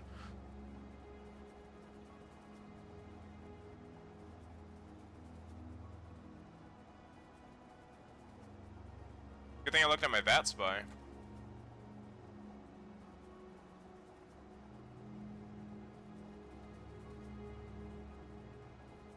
Yeah, all the airplane systems. Oh boy, yeah, those. Yeah, airplane systems. It takes me about It takes me like a full week to get the plane systems kind of memorized and somewhat down. Contact Denver ground 121.85. But not fully mastered. You know, not like how I go through the checklist of like the 757 easily know where everything is. It definitely takes a whole week for me and a lot of time to study it. Alright, we'll get ready to contact him. I think it's frequency is clear. Wait, let's just double check frequency real quick. Denver Center 135.6, 135.6. Alright, cool. Denver Center, good evening. Southwest 318 with you checking in flight level 360.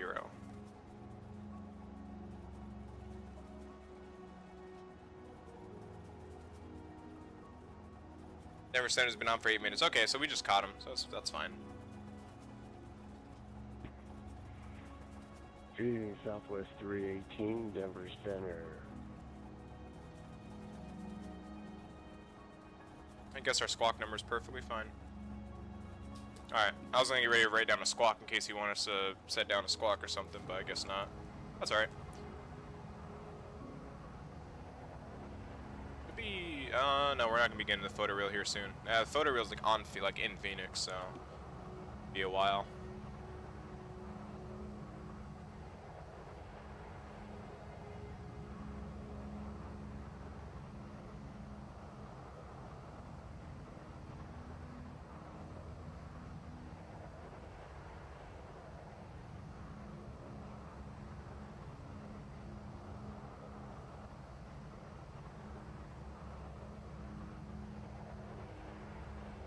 I just pulled up YouTube and there it was. Denver, altimeter 3015.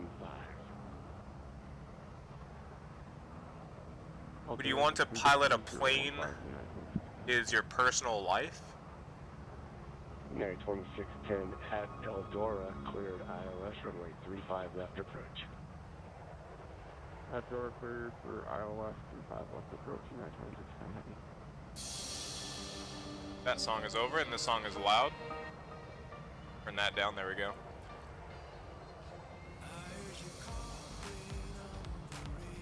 Would you want to pilot a plane is your personal life? What do you mean by that? Like, do I want to pilot a plane, like in general? I mean, I'm gonna go for my PPL after I get a good job, hold down a job in a fire department, hopefully. It's gonna take a lot of money because PPL, then also getting a plane afterwards or renting out planes is probably pretty expensive and all that stuff. So I'm gonna save up, you know, get a few paychecks saved up, you know, get apartment first, house, all that stuff, car, everything that I need in life first, and then I'll, you know, looking to do the pilot stuff. But I mean, if you're talking about do I ever want to fly or be a pilot in the future, private pilot's license, yes. But as commercial airliner, no, because I'm gonna be pursuing firefighting. So, yeah.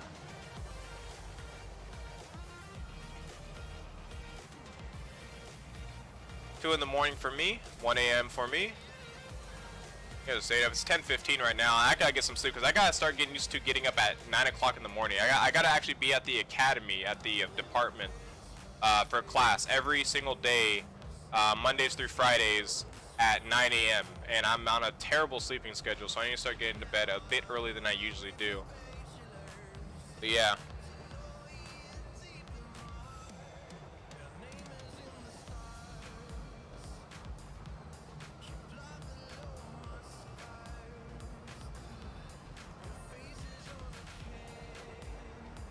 I do, well, did actually. Cert is not current. I didn't realize I put the S in the N place. Sorry, not a problem. Yeah, I understood it. 10:15. Holy shit! What times are you in? Well, if you notice, Alaska is the big state northwest of the mainland U.S., so we got our own time zone. Alaska actually has 2 time zones, technically speaking. The Aleutian Chain, they have. If you go further down the Aleutian Chain, they have their own time zone, and Alaska mainland has one time zone. It's called Alaska Standard Time.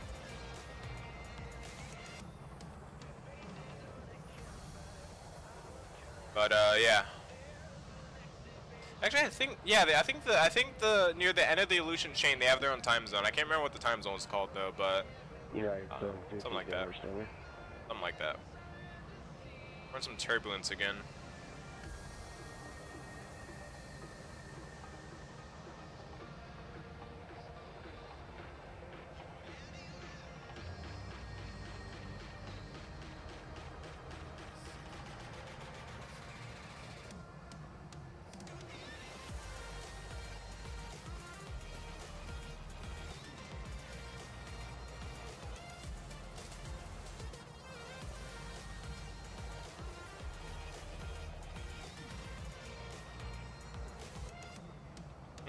When y'all flush the toilet, does it go the opposite way? No, that's Australia. Short 25.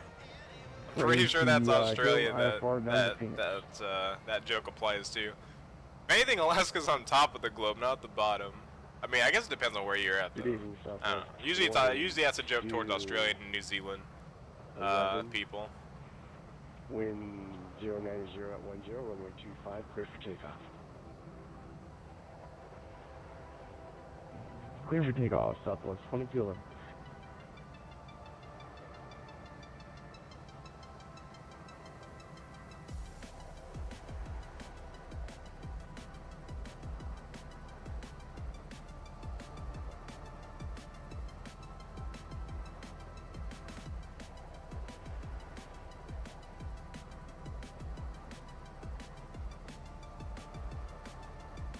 Do you live in Alaska? Probably a stupid question, but okay. No, it's not a stupid question. Yeah, I do live in Alaska. I was born and raised in Alaska.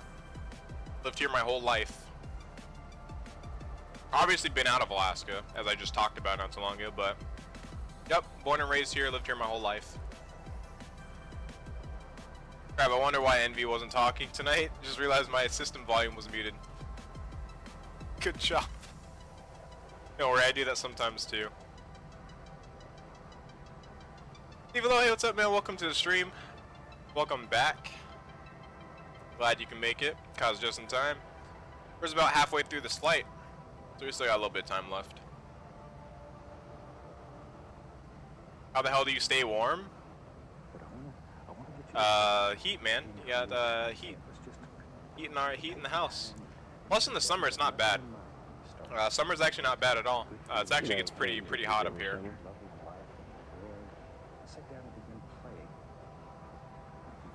We all barely get summers. No, we get summer. We get summer. We get summer. Don't worry about summer. We get summer. United 2610. Yes, we get summer. 10 left, clear to land. Last one, isn't it? Yeah, until August. Just depends on if I'm allowed to come back in August, though. Well, not technically back to like home, just back as in like I have time to stream and stuff. But for a very long time, this is the last stream until August. So, yeah, last X-Plane stream that is.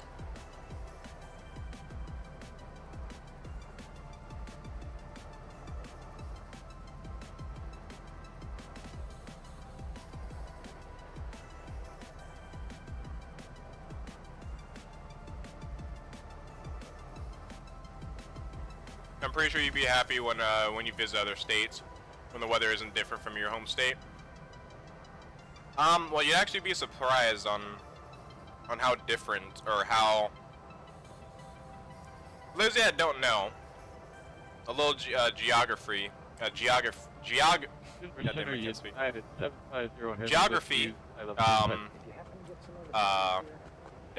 for you guys. Alaska is actually, or where I'm at, Alaska is actually a tropical rainforest. Believe it or not.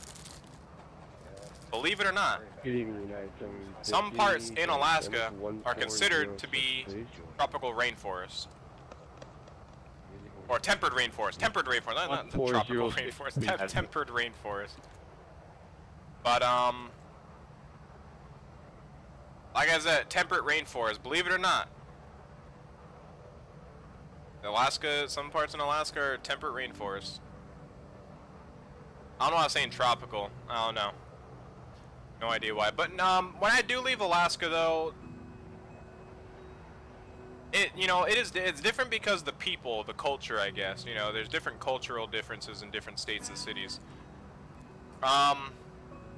So the thing with the weather up here, though, is the weather does get hot up here in Alaska. Like in the central where the fire academy is located, where the fire academy is located in Fairbanks, the weather reaches 80 degrees Fahrenheit.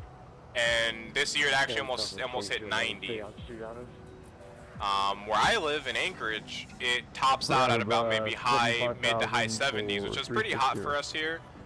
But I'm used to, you know, it's not that different. I mean, I understand if I go to like Phoenix or something in Arizona where it's like 120 Fahrenheit, that's a whole different story. But like places like California, Florida just is humid as all hell. Like that's the thing with Florida. But Alaska's humid as well in some places. Was that outfit? But you don't have the humid heat like Florida. But yeah, when I go to other states though, the really big difference is people and culture. You know, the culture differences is really what it is, and people. Portland, when I went to Portland though, Portland reminded me very much of Anchorage and Alaska. Like the mountains, the trees, the environment, just the whole thing reminded me of Alaska. So Portland, I felt like I was at home. It was quite similar. Miller 2 and 3-5 left. United 750. They were taught us that in school. Yeah, Alaska's a temperate rainforest. Not all of it, but mainly in the south. Mainly in the south, southeast, and south central.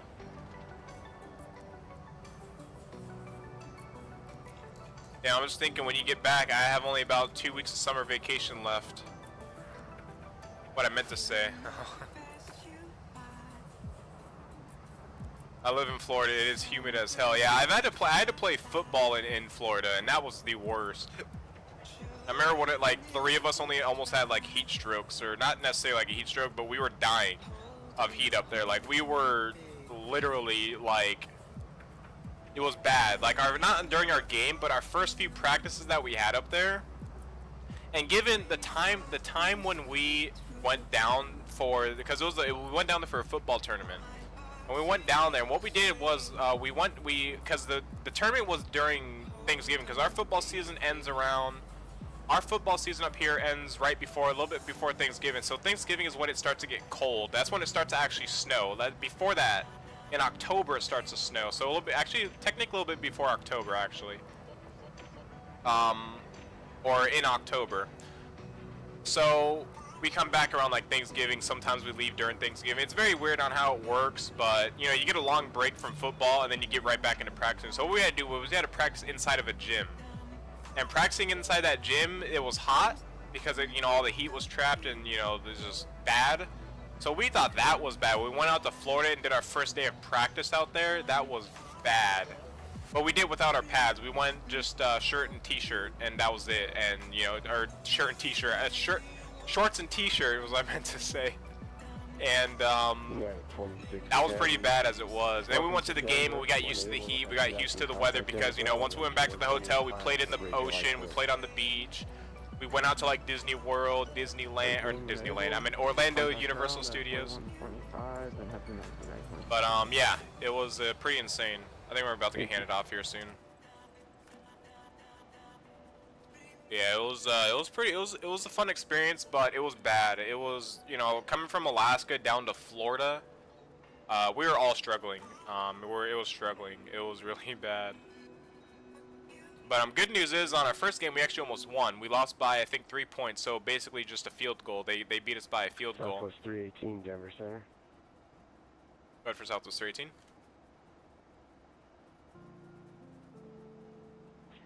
Southwest 318, leaving my airspace. Albuquerque Center's offline, radar service is needed. Change to advisory frequency approved. Have a great 4th of July. Alright, over to 122.8 for Southwest 318. You yourself have a great 4th of July, and thank you for ATs, and have a great rest of your night. I cannot talk today. Thank you. Not talk today. Alright. We're back in the clear. Alright. Yeah, it was a fun experience, like I said, but it's just not used to the weather, not used to the heat, not used to the humidity. I think it was more the humidity killing us. The humid heat was killing us.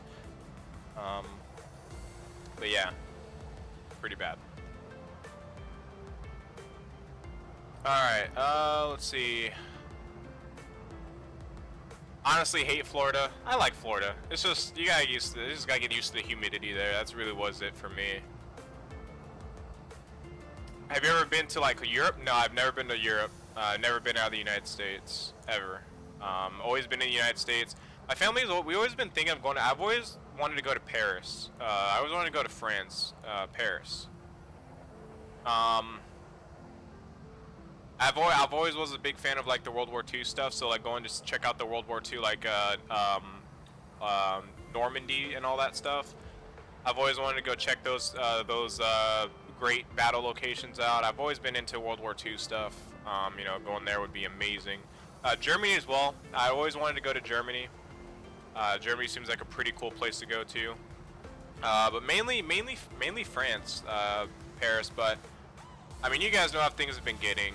We've been holding off on thinking about doing something like that because it's getting bad over in Europe. You know, it's just, you know, same in here in the United States. It's not getting any better over here, but you know, it's just getting bad.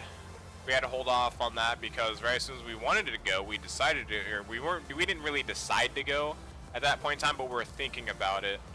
And then once everything started getting bad over there, it's just been, you know, it's just been scary. Just, you know, I just don't want to go. It's been getting pretty sketchy at times. Pretty sketchy at times.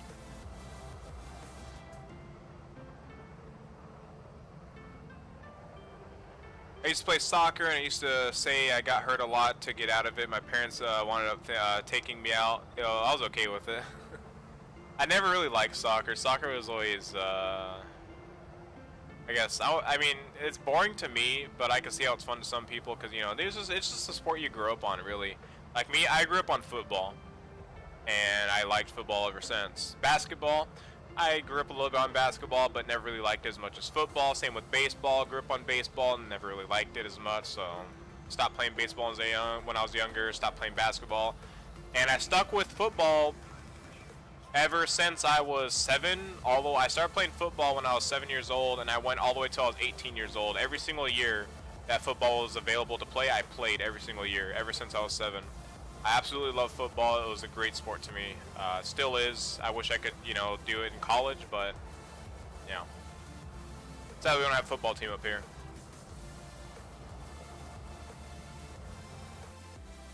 Go and check our route here. Let's make sure that we are basically good to go. Let's go and zoom that all the way out. Alright, yeah, we still got a lot of time. We got about 150 or so nautical miles out from...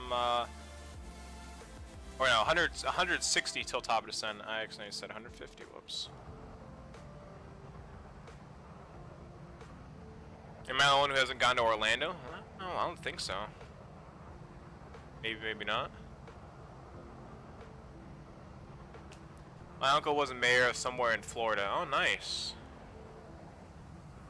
That's actually pretty cool. Growing up on baseball and kickball. Yeah, baseball was fun. See, baseball is fun to play, but I can't watch. Like, same with, like, basketball is fun to play, can't watch it. Baseball is fun to play, can't watch it. I'm talking about on, like, TV. Or in the stands. I guess when you're at a live game, it's a whole different story. When you're at a live game, it's a whole different story. You know, you got stuff to do and whatnot. And it's just more, you know, you got the energy around you in the crowd, and, you know, it just kind of rubs off on you. But soccer... it's alright playing. I'm not good at it. I'm terrible at it, but it's not fun to watch for me either. Hockey looks like it's difficult to play. It's alright to watch. I'll watch a hockey game every now and then. I don't really know too much about hockey, but I'll watch it.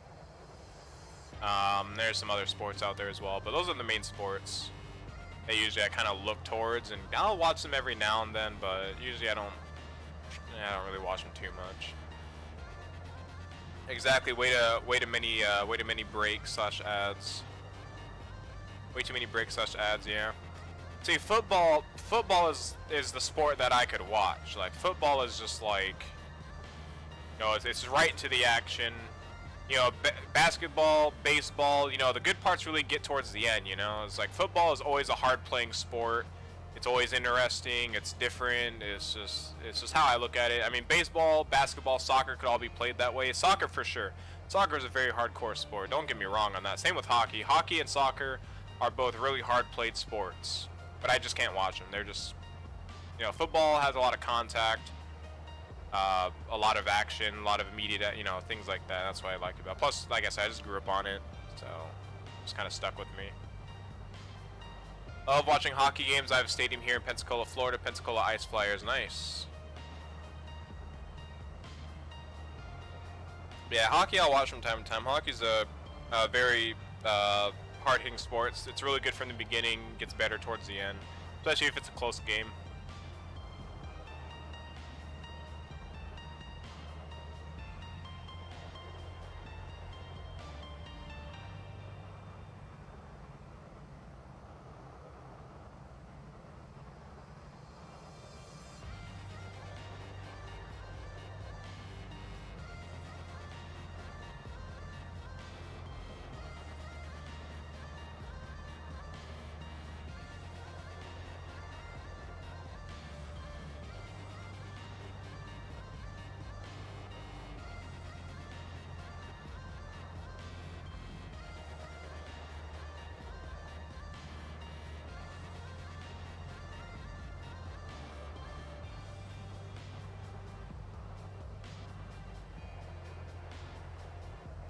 How far away are we?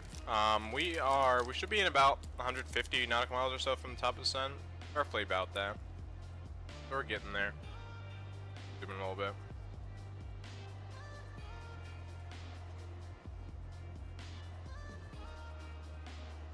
Yeah, about 150, roughly. Let's go and see. So we got Slater. Slider. That's Slider. Looks like it's a T because the line. Like Slater. That's a weird waypoint name. Slider. So we got. Oh, that's just show. Oh well. Oh well. Yeah, we got about maybe 150 nautical miles till top descent. To the actual airport itself, though. Phoenix, we have 287 miles to go. It actually isn't all that bad, so not too bad at all.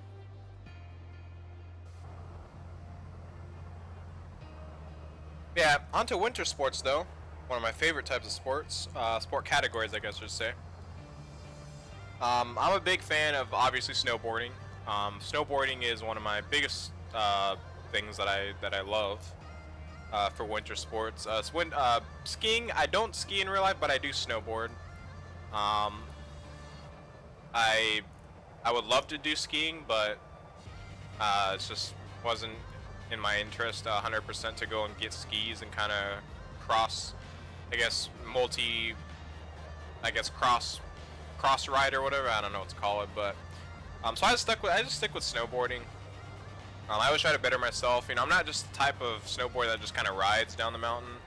I do that, but I also do like jumps and stuff. I do stuff in the park, rails, jumps, things like that. I'll do some powder runs because, you know, the mountain up here is actual mountain, so you get some nice powder runs and all that. It's pretty cool.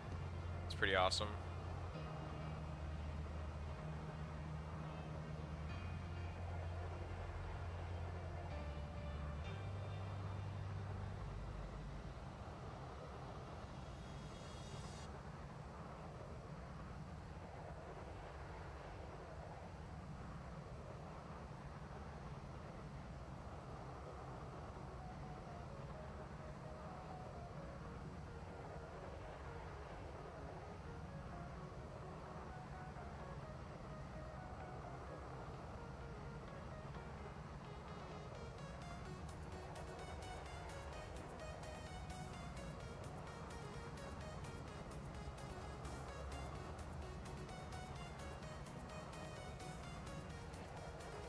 Alright, can't stay up late, have to wake up and go pack and go to house. Yeah, you go do that, man.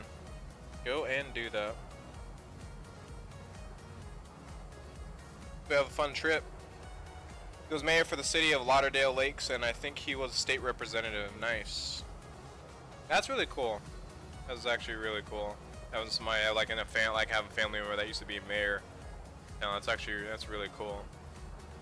Yeah, back onto the winter sports though. It's like, yeah, just like X Games and stuff like X Games. Both the summer X Games and the winter, primarily the winter X Games, but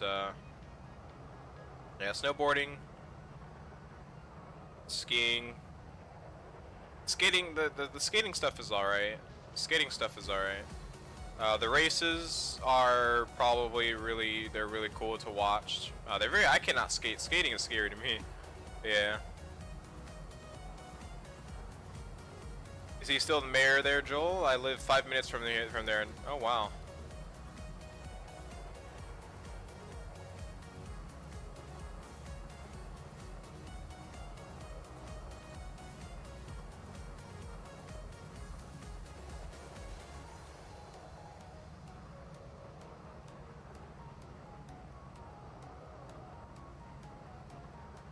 Alright, I'm gonna head out. Hopefully, do have fun time at the fire academy. I'll see you in August. Have to go pack and get some rest. See you soon. Bye. Alright, thank you for stopping by, man. I'll see you back in August. Hopefully, I'll be able to get a stream up in time at the beginning of August before you start getting onto your getting back into school and everything. Other than that, have a fun trip.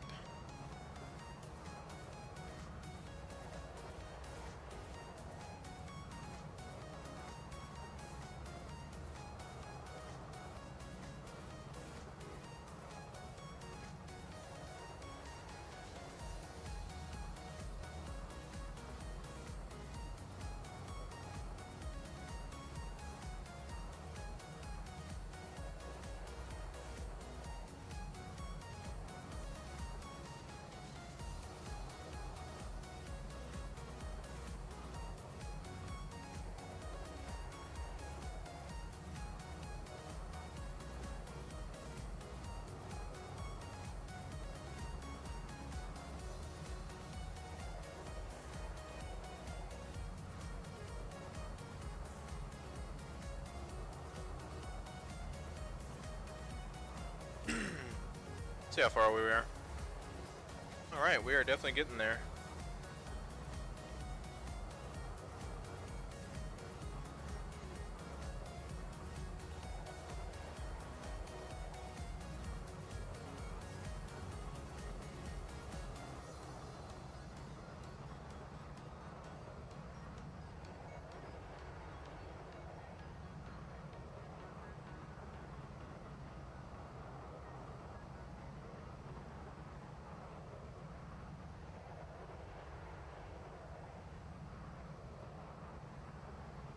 Oh, you know, I actually want to see something real quick. I want to see if they have a release date for the MD11. Like you should do a dramatic exit. How so?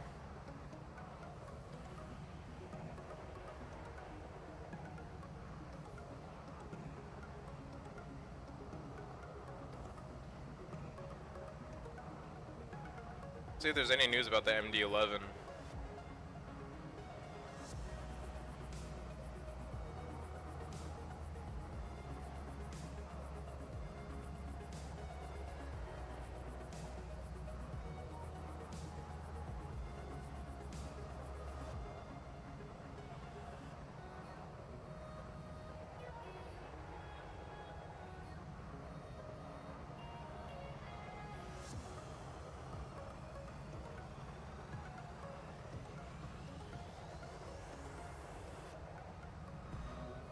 Seems like there's any new updates for the MD11.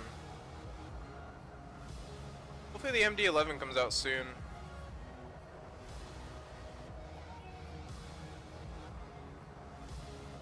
Hopefully.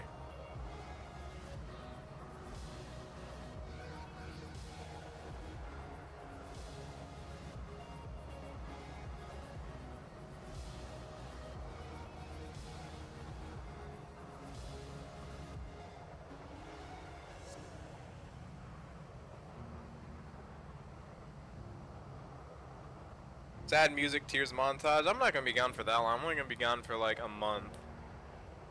Not gonna be that long.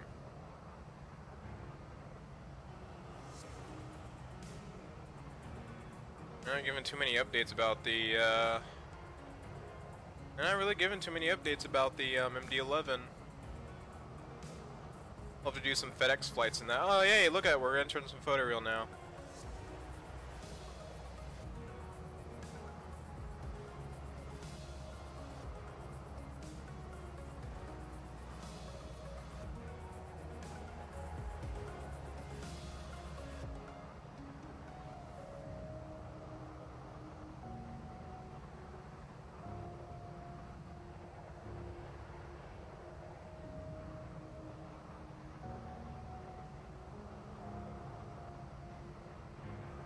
Yeah, there's no updates on the MD-11 at all.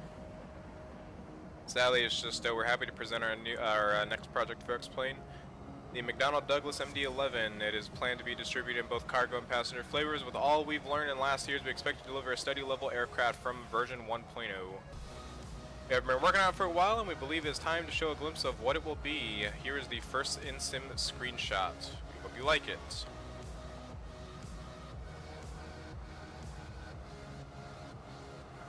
I hate when the maker of the game or developers or game or whatever don't tell you all the details and updates. Yeah, it does get you it does get you on the edge of your seat, especially when it's something like rotate, creating an MD-11, something that has never been added. At least that quality, good quality MD-11 or any sort of plane along that sort has not been made for X-Plane. I mean, I know there's like little MD-11s and whatnot out there for like with 2D cockpits, but I can't stand 2D cockpits, man.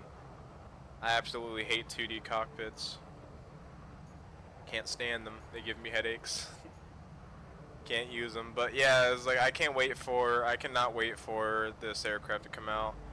Like I said, hopefully I'll be able to do some more streaming and flying when I get out of the academy to do some stuff, and hopefully this hopefully the MD-11 will be released by that time, which I'm pretty sure it's not. Usually the development of these planes go into very large amounts of detail, so probably gonna be a little bit of time before they release it.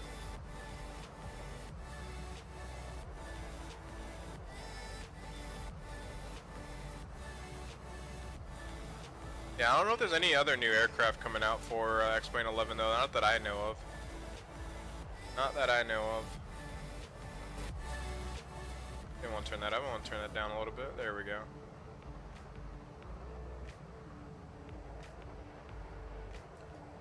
What I'm waiting on is the next Infinite Flight update. It's probably gonna be the biggest update for the game. What's it gonna do?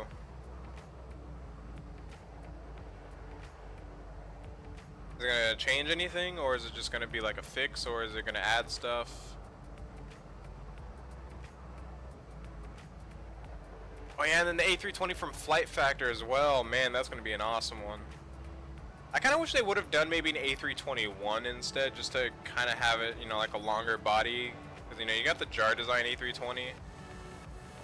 I don't know, it's whatever, but the Flight Factor A320, if for when that does come out, if I have the money to purchase that, I will definitely be looking into getting that for sure.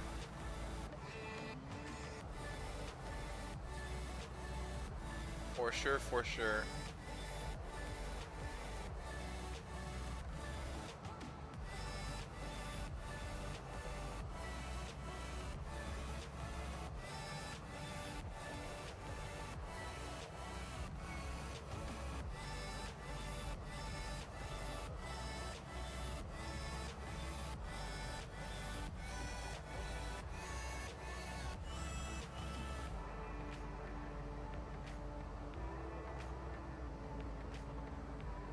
Some other plans that are gonna be coming out, but nothing that really catches my eye. 707420. See what this is all about. It's an announcement. Oh, I think this one already came out though. I think it's just the default X-Plane 11 FMC and all that. Yeah, this one already came out. I was actually thinking about buying this plane, but it wasn't all that appealing to me. Nobody ever really nobody flies them anymore. It's really good looking though, really good looking. I don't think it's really all that much either.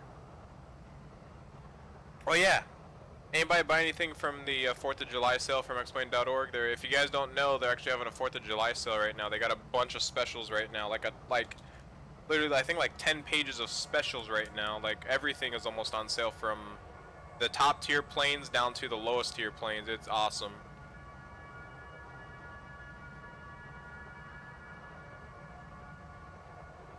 It's gonna make you be able to have realistic fuel and global flight around the world. You can look it up real quick. Just go on infiniteflight.com. I don't have Infinite Flight, but I hear good thing, really good things about it for a mobile sim. Yeah, I never really looked at it myself.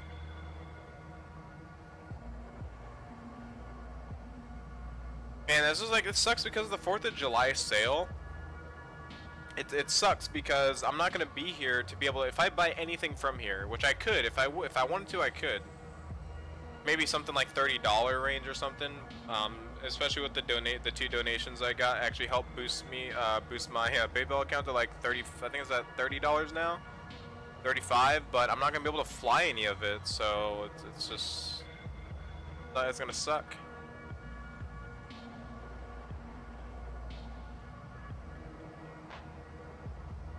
Yeah, like everything from like 40, you know, like 45 or $49 is down to like 37. Like $60 are now down to like $50 or $40. There's a big sale. There's a big sale going on right now. It's pretty awesome.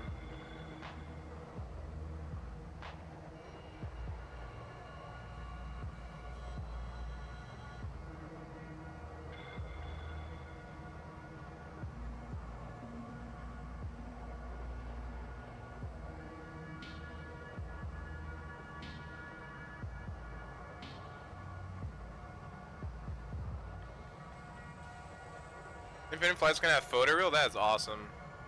For a mobile sim, that is pretty awesome.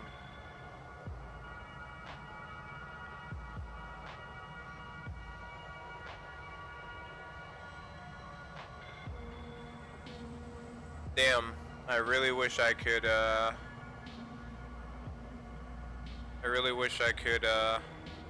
a plane right now. It'd be pretty awesome. I could, but like I said, I'd have to.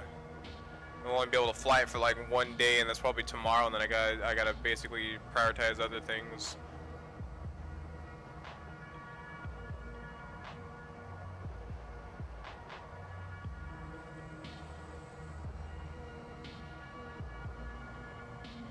Let's go and check our arrival here. All right, we're coming up towards our top descent. Let's go and I'm just gonna stay here in the.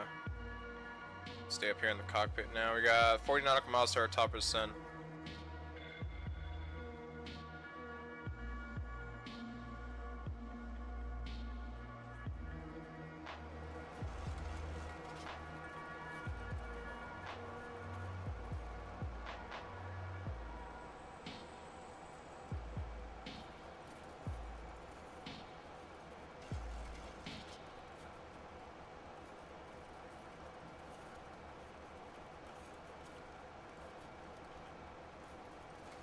Been hitting a lot of turbulence this entire flight.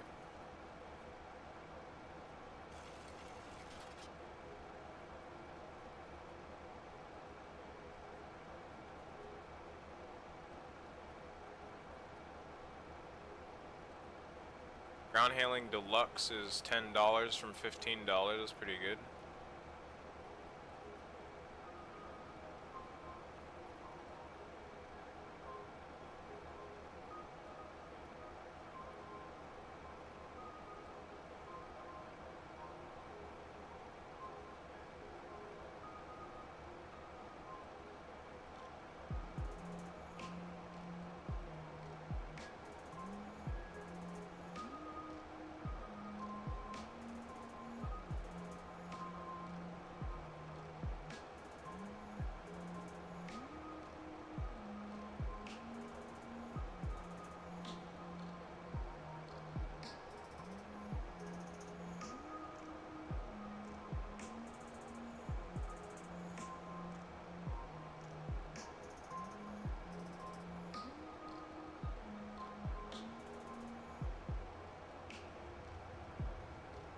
Gonna have options for turning off the engine of the aircraft. Oh, well, wow, does it not already have that? Crazy.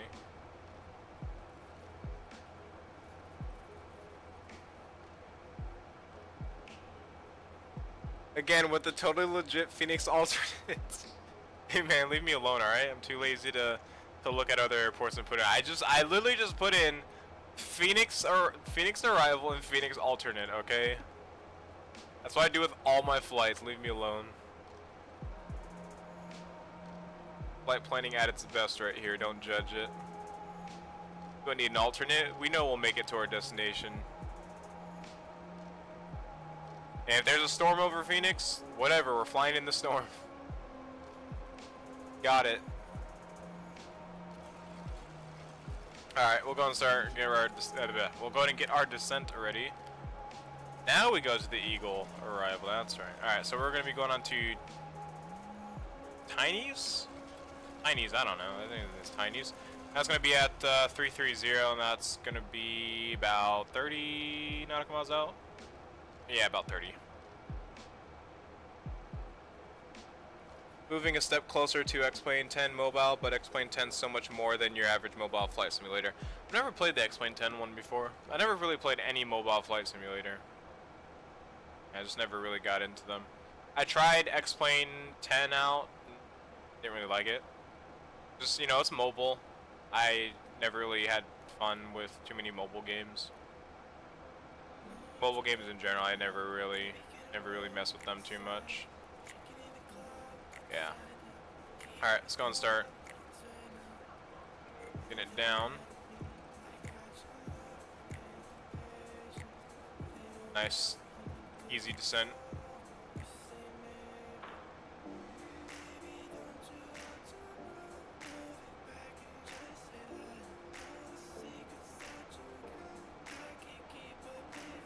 Get a little bit more out of it.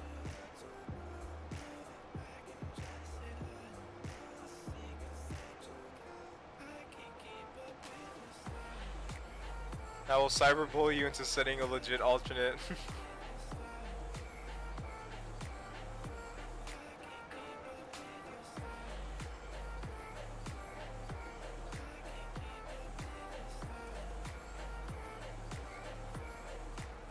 Denver Center's getting a lot of traffic tonight.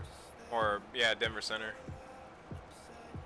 They got a few guys departing now. They got 2 guys departing out of KDEN. They got 2 guys departing out of Aspen. Pretty cool, pretty cool.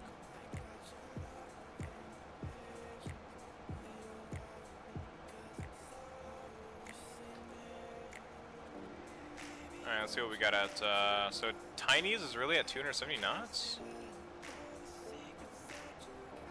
Seriously at 270 knots.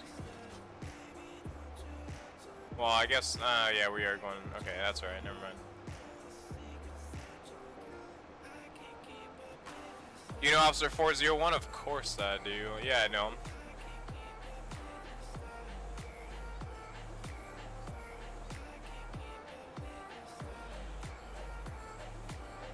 I always like watching those police vloggers. I always love watching those. Those are really cool.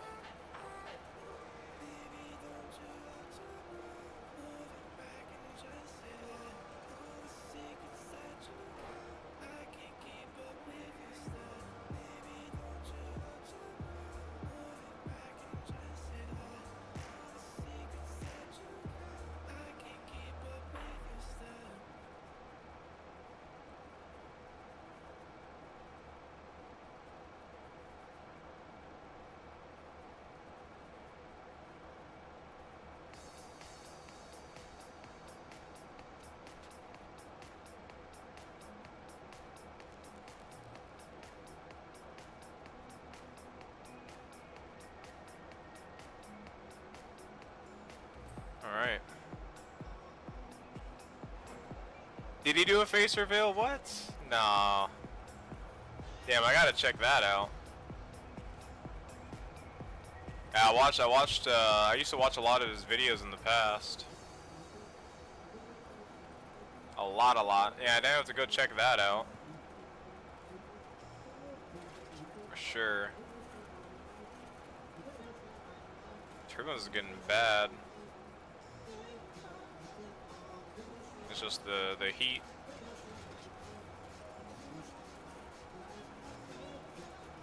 Okay. We're gonna be going to Peso. Peso's gonna be at 30,000 a minute. Oops. 30,000.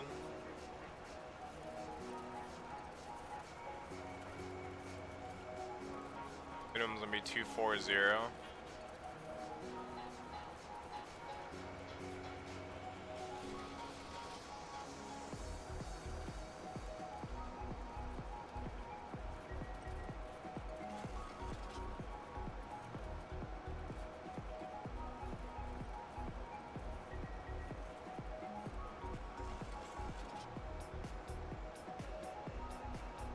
Close enough.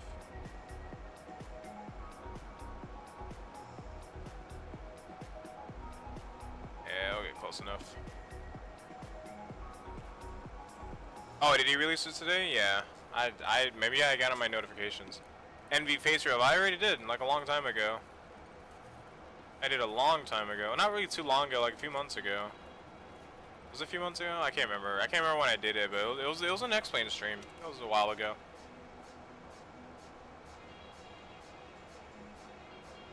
I just don't really add face cams because me personally, I just feel face cams don't really add too much. I mean, you're really just gonna see me, like in a face cam, you're literally just gonna look at me staring at my screen, sitting back in my chair.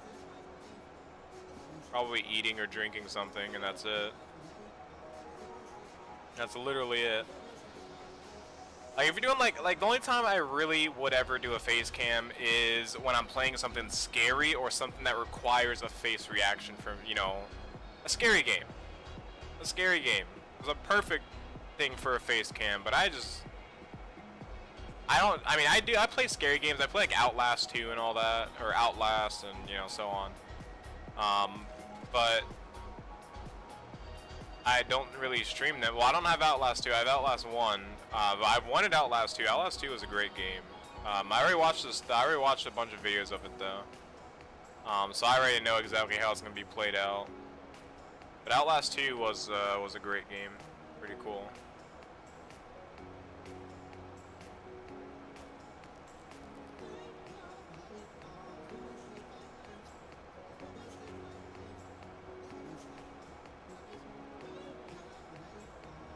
Eagle's gonna be at flight level 180.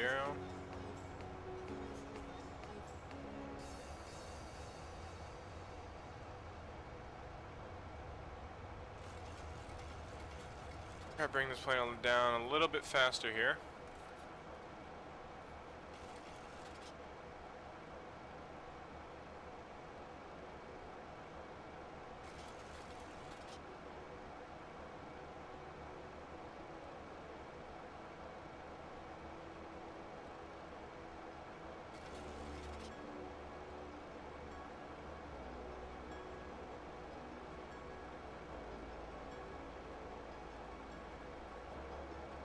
How much do you make off YouTube?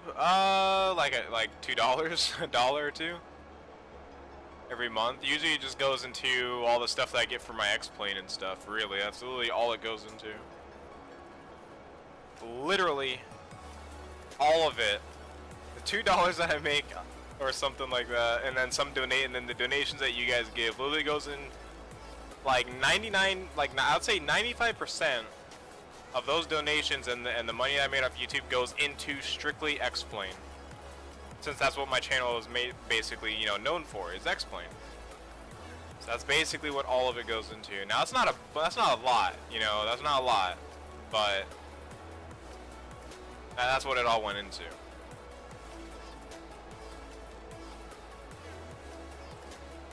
Just about every single bit of it. Turn this music down a little bit here.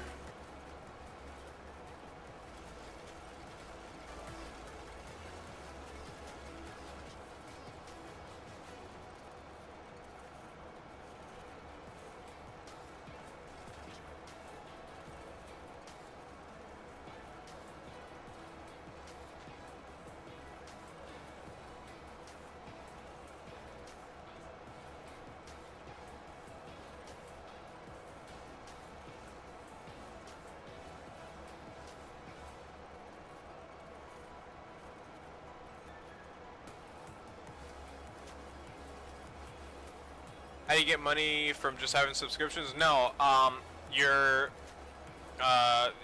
income from YouTube is based off how many viewers you get a video. So 1,000 views total. So I think it goes in total. So at the end of the month, basically your partnership basically goes with, you know, it looks at your statistics at the end of the month.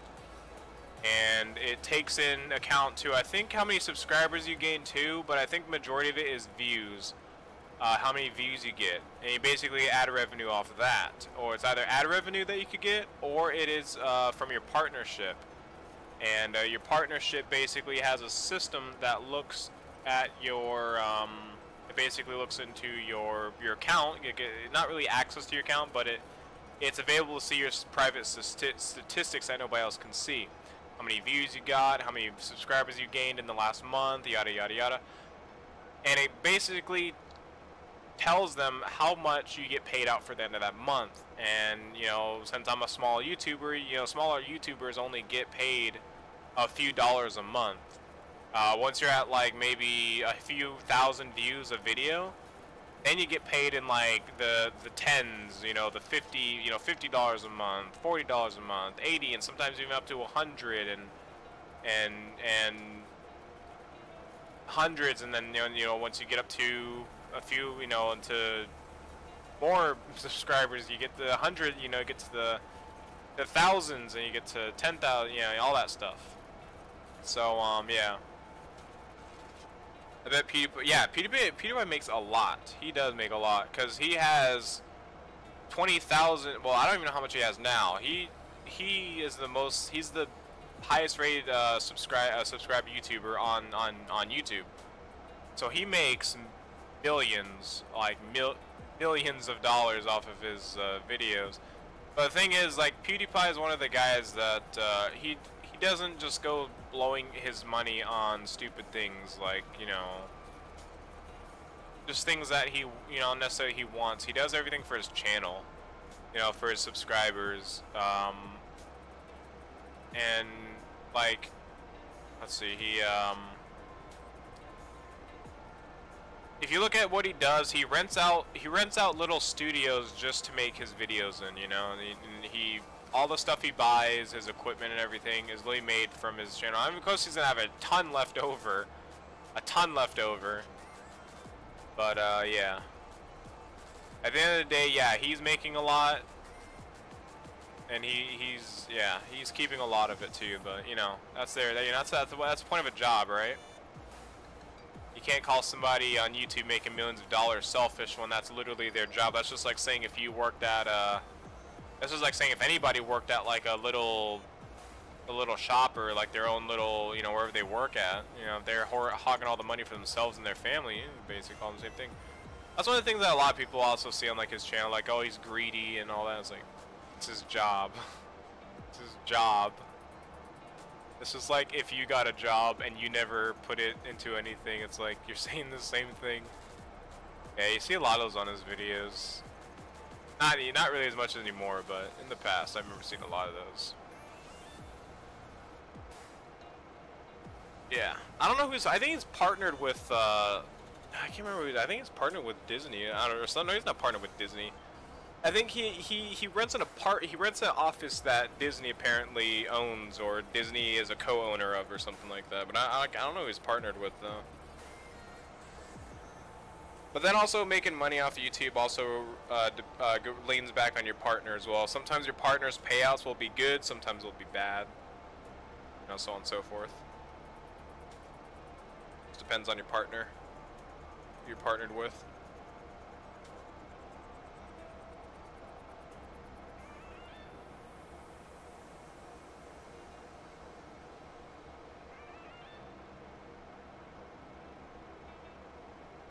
Wonder how you got so big on YouTube? You mean him? You mean him? Or I'm not big on YouTube. If you're talking about him, he actually started out not expecting to get, to blow up out of nowhere. I remember watching, because he has a few videos that explains like how he never expected to have YouTube as a full-time job, and that when he first uploaded his first video, he wasn't expecting it to. He wasn't expecting his channel to get that big. Like I said, there's a lot of videos. He uploaded a video. I can't remember what the reason was for. Like, he literally said he just uploaded a video. You know, just uploaded every now and then. Kind of got a little schedule going with his job or whatever. And then he just people started liking him, and how the way he played and everything, and it was just kind of kicked off from there. But yeah, I mean, it's cool how people could definitely do that. Really cool how people do that. Then some people do it as a hobby, like myself. I just do it because it's fun, entertaining. I mean, it does help to have a little bit of money made on the side, but that's really just things for your stream. I mean, you know, it's not like people, you know, not all people make money just to spend it on stuff on themselves. There's a lot of good small YouTubers out there that do things, you know, try to benefit their streamers or their stream viewers as much as they can, or just YouTube viewers as well. Like, you know, start a T-shirt line or something. You know, that takes their money as well. Those are the type of YouTubers I like. And oh boy, then you got the clickbait. Then you got the clickbait. Don't want to get into that too much, but you know, you got the clickbait. Yeah, clickbait is bad news. Bad news.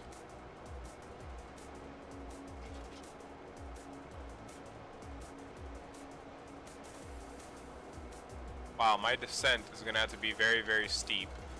How is Homer at 17,000 feet and Venom is at 9? What? What is this? I don't think that's right. We're just gonna go for SD at 10,000, I guess.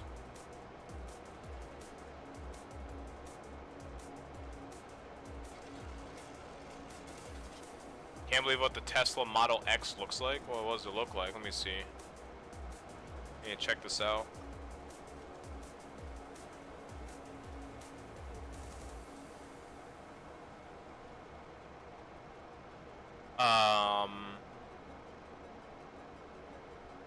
The doors, though.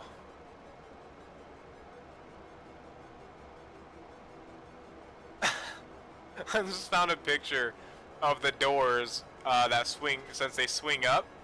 It's like in a parking space, and the passenger door is stuck on another car. That's too good. Why would you put those doors in knowing that if you're in a parking space and they swing out like that, why would you do that? Like, why? That's pretty, unless they kind of fold in on themselves, and that's pretty cool, but it doesn't seem like they fold. Well, maybe they do. I can see like something there. I think they do fold in, actually. I mean, it looks cool. It's very modern and sleek, but like the doors I'd see would be a problem. Like the front looks nice, the back looks weird how it just kind of cuts. It seems like the back is cut off. It seems like the back of the car is just cut off, like it got sawed, like the trunk just got sawed off the car. And see, if they had an extended trunk version, that would look nice. That would actually look pretty nice. Because I don't like that straight, just cut back. I don't like the... Is this a hatch? Yeah, I don't like the hatchback. I don't like the hatchback. They should have just made it like just a normal sedan style trunk or rear. Then it would look better. But I do like the front of it though. The front looks nice. It looks pretty nice. It does. Alright, so we're gonna have to grab the meter information. We're getting close. We're getting close. Alright, we're gonna go ahead and start going into heading mode. We're gonna start making a left turn for Zerlo. Go and hit that. It's gonna start slowing up to 250 knots. Zoom in on our map here. Yeah, this arrival was weird. Very weird. I think it was some waypoints there. I was just wrong. Alright, we're gonna start bringing some speed brake out. Alright, let's go and add in that. We're not through 10,000 yet. Let's see, C run is gonna be at what? C run's not on here, is it? No. Alright, we'll go to the arrival page. That'll tell us, or the ILS26 will tell us. C run. It's not gonna tell us. Okay, so Tord is gonna be, or Todder? I don't know. It's gonna be at 5,000. We'll start descending for 5,000.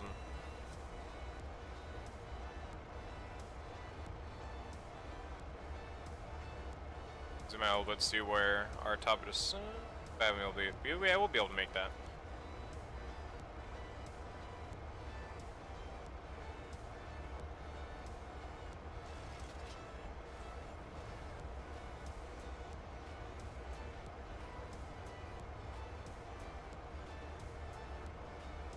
Bentley Bentayga though, I've never seen that.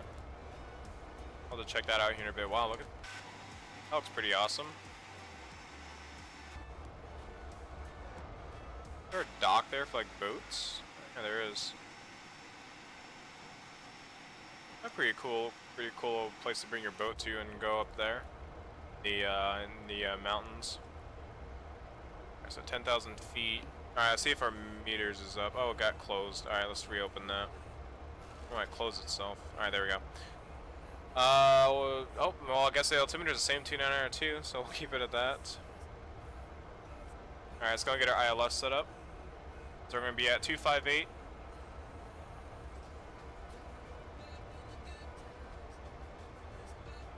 And the localizer is going to be 111.75. There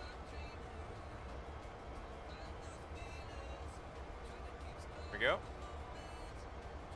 And we'll go and start making a right-hand turn.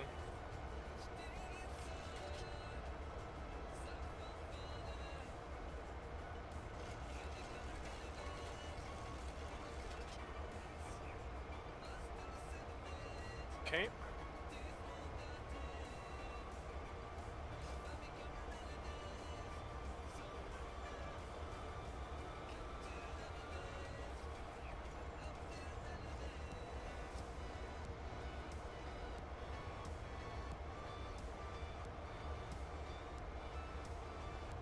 Come on, there we go.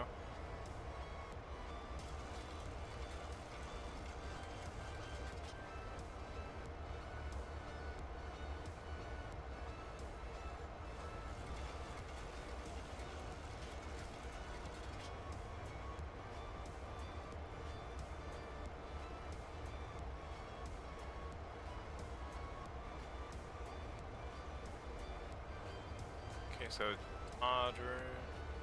That ends right there, so it's right after. Oh, I can't really see it.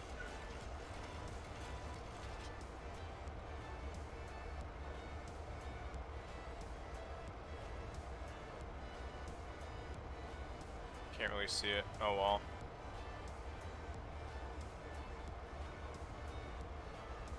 We're gonna be a little bit fast. We might have to. You might have to look into a go around, maybe. I'm not sure. So Jagal, so we got Jagal, and Todd, there should be Todd, is that it right there? Okay, there it is right there, okay, so it's kind of overlapped by the other waypoint, it's getting in the way. No, we don't have to do a go around, we're good now. Check out my car, it's a Infiniti QX60.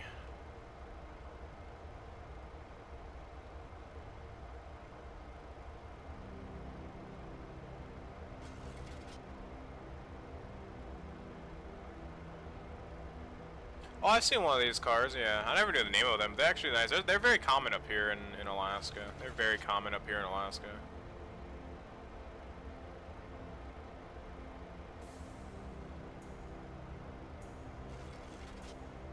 Pretty nice looking SUVs. Alright, localizer's coming alive. Go ahead and turn on approach mode. Oh, my frames are dropping again.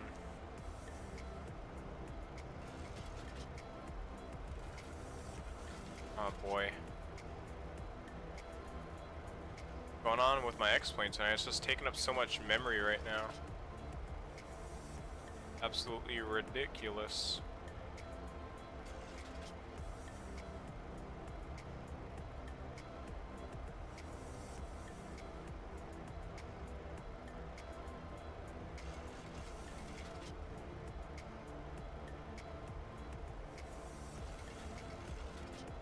Our spoilers out here for a while.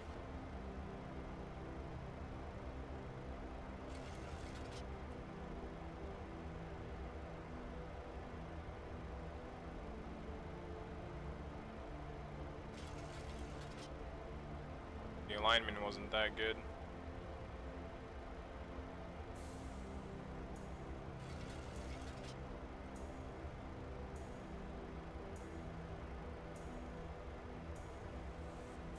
Was a bit off.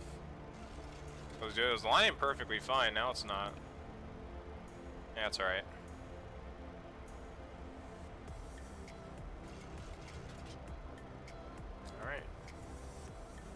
We're coming below 220. You see ISO trackers where you live? Not like what you see on TV, but if there are truckers up here, but I won't say ice road truckers.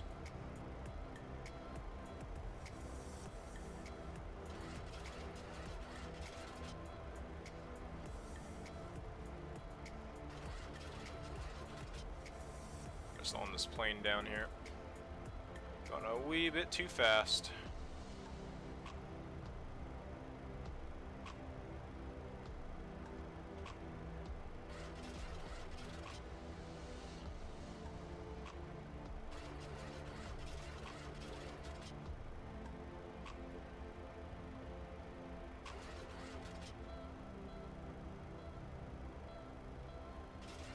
Come on, flaps, extend to 10. Or 5, that works too.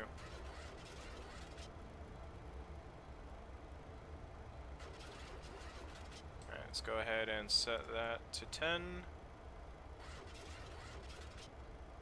And continue bringing our flaps down. Go and drop the gear. Increase our drag here. We'll go ahead and bring the speed brake in now that we don't need that anymore. I'm going to arm that. We are basically good to go. Well, once we get our flaps down, but other than that, speed is back to normal. We're good. I'll make sure there's nobody else here. I think we're the only ones landing here. We got another Southwest call sign coming out from Denver as well.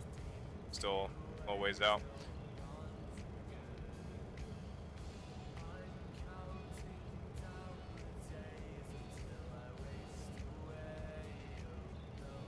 Need to bring our flaps down.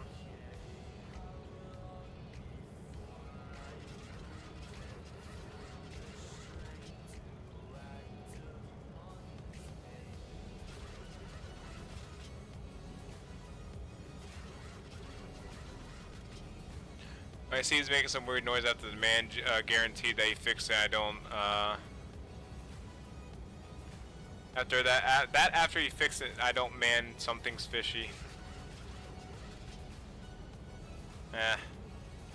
Well, as long as it works. But I mean, I understand. I see where you're coming from with that, though. That is kind of. It would bother me too. No, I would have probably called back and warned him about that, because it could be something bad.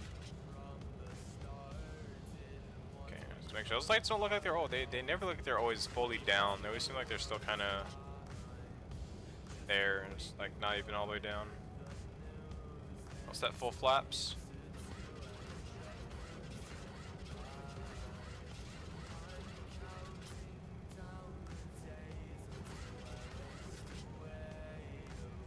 Okay, we'll take over here soon. Hopefully the frames don't mess up on, or don't drop on us.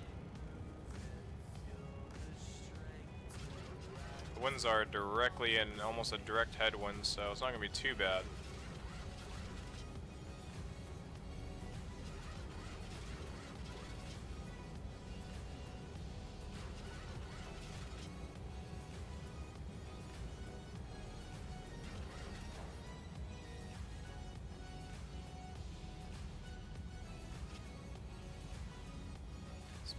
Parents spent $500 on parts too. Damn. Yeah, that's pretty expensive if it's just gonna be another broken piece.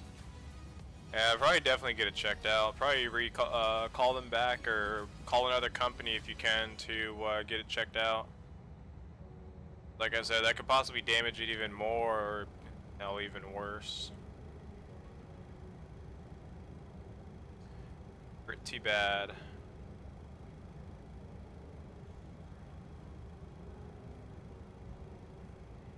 Oh, my frames, man. They're getting eaten alive right now. Been annoying.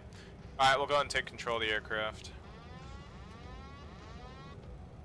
Alright. And we have control. Maintain the glide slope here. So far, I barely have to put any inputs in right now. We're starting to get a little bit low now. Back a little bit. There we go.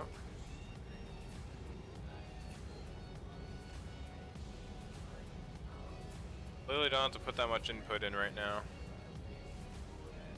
No, I'm not using a yoke. I'm using a just a joystick. I'm gonna be looking into getting a yoke though. If I do continue doing streams and flight sims in the future, which I plan to, I do plan on getting a yoke in the future. I don't, probably the Yoko or the Sci-Tech. I mean, either one, as long as I get a yoke, it doesn't matter. Yoko is pretty expensive. I'm probably just gonna go with like a Sci-Tech or something that's cheaper and still is functional. Nothing wrong with the Sci-Tech one. It's just if you want a better quality, more durable yoke, it's definitely the Yoko yoke. But, you know, just like every other product, they all have their ups and downs. Well, this glide slope just completely sheared off on me. Weird. Very strange glide slope. Weird. Or, well, there we go. Now we're back to 2 white, 2 red.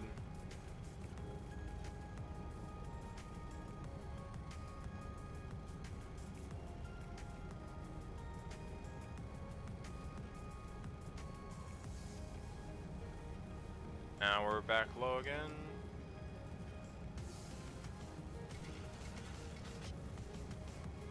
Oh, these frames, man, it's a little bit late. The controls are a tad bit late than what they usually are in the 737 because of the frames, and it's just so stuttery feeling. So stuttery. Come on. Pull it a little bit more to the left here. There we go. 400. We're gonna end this last X-Plane stream with a good landing here. If I float, I float. I'd rather do a float than smack the ground. 300. But with these frames though, this isn't gonna be too pleasant. Try my best. Minimum. And landing.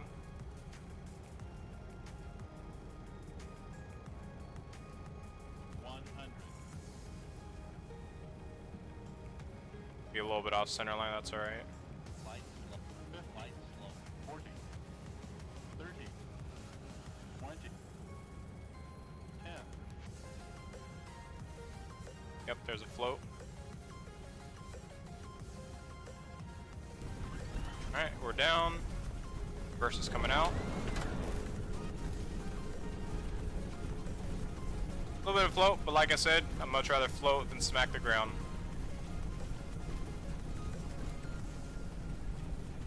Not a bad landing at all though. For the frames I was at, not bad. I'll take that.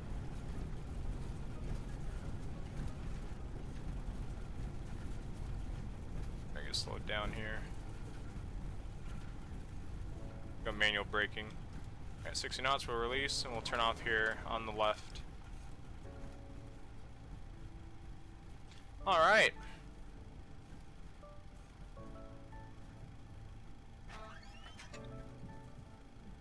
And we'll turn off here. And I'm about to get my flaps up, so come on.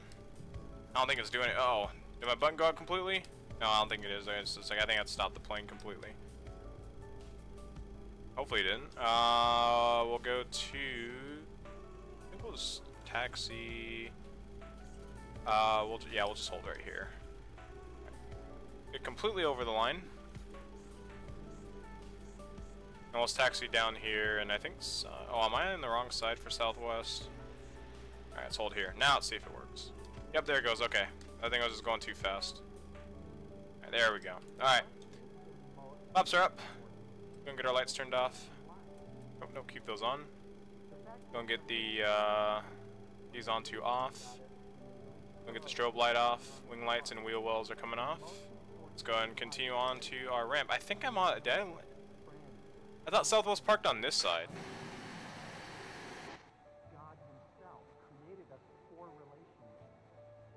Nope, they park on that side. Oh well, we'll cross the we'll cross this bridge here. We'll go over.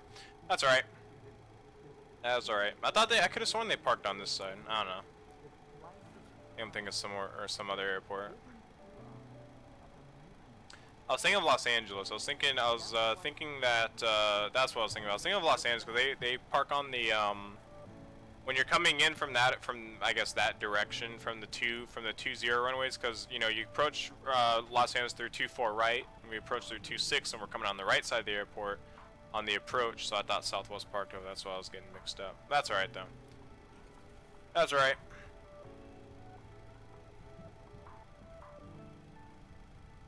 You can make something out of your flight simulator videos and Arma and Siege, say keep pushing. Yeah, I could. I could definitely do something out of it when I come back though. Like I said, with firefighting, it's not like I'm gonna be completely unavailable. Because the way that firefighter shifts usually work, I don't know exactly 100% how they work. Usually you get a 48-hour shift or 24 hours on and 48 hours off. So I could still do streaming, it's just I don't know if there's going to be paperwork on the off time. Usually it's just like break time. Usually paperwork you get all done after a situation. So by all means I could still do some streams, and I still plan on doing them like I said. I'll just do it as like a side, like still as a hobby, you know, I'll do it more as a hobby rather than like a job or something. And yeah, I think that'll work out for the best. Let's set that there. Oops. So the flight director's off. Is that on? No, okay, it's off. Okay. Looks like it's on just because the way the light is reflecting off of it. That's lame, man. The airplane kissed the ground. Yeah, we're definitely gonna watch that replay back. I did float, but as I said, I don't care if we float. I'd much rather float than smack the wheels into the ground. Yeah, I don't know. Frames are bad. Frames are very bad.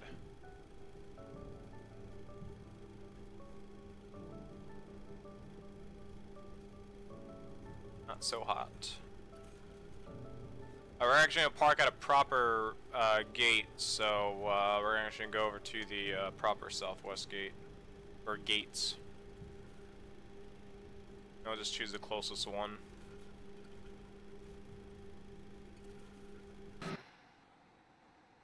Let's see, it's just gonna be right around the corner and we'll park right in there.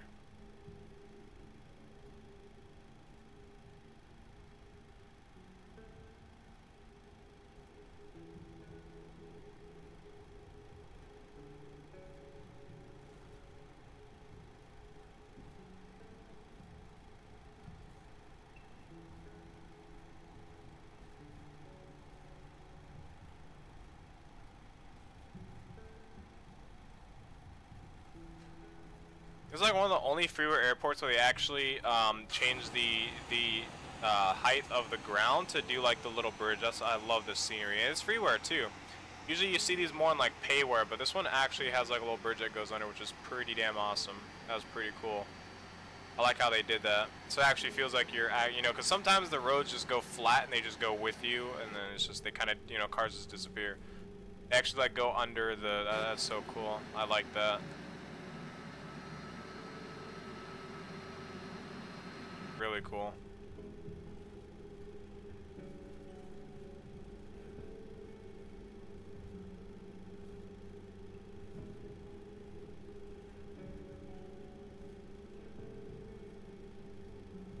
Time is 11:30. Alright, well after this I'm gonna have to head off and try to get some sleep, try to get on a sleeping schedule so I can wake up. I'll start practicing waking up at around 8 in the morning. Gotta start getting used to that.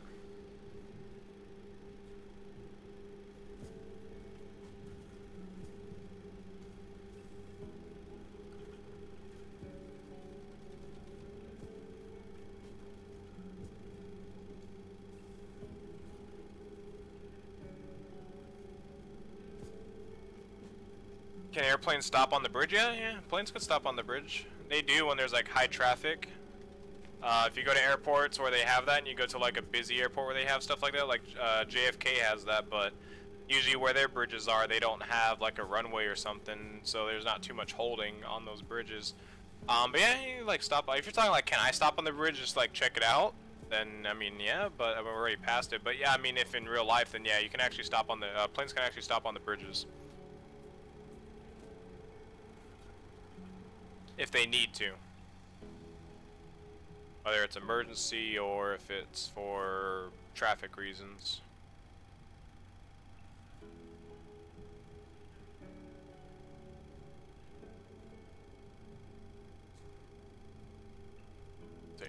We'll take this ramp right in here.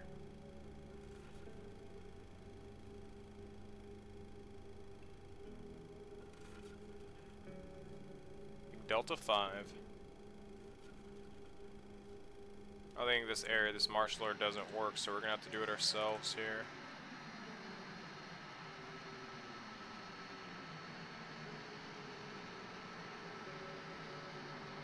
I have my landing lights still on. Oh well. Or not landing lights, turn off and taxi lights.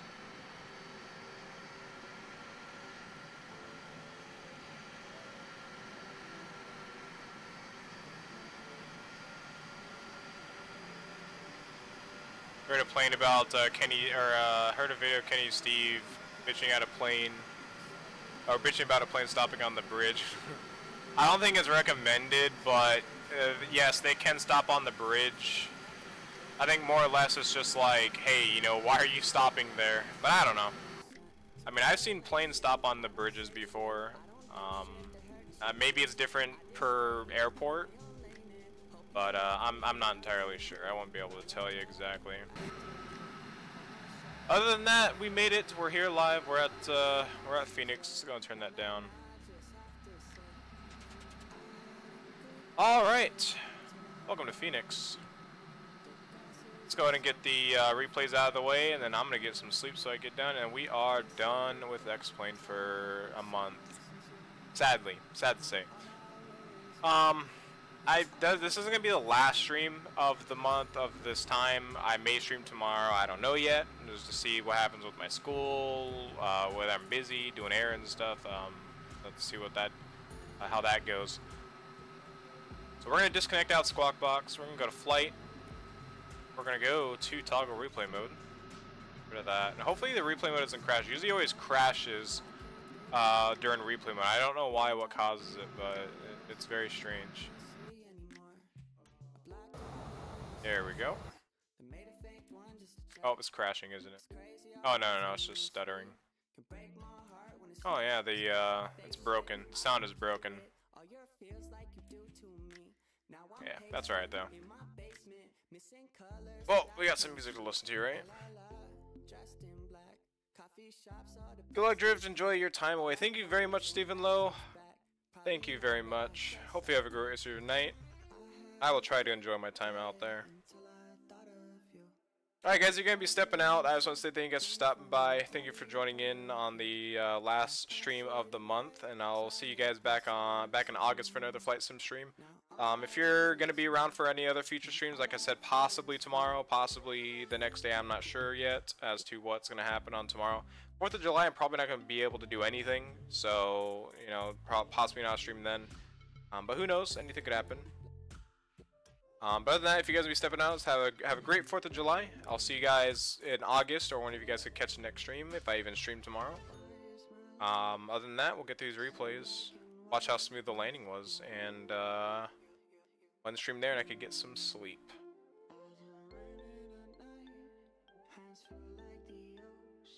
So we don't have any sound. I don't know why. The sound always kind of goes out. Replays, which is weird.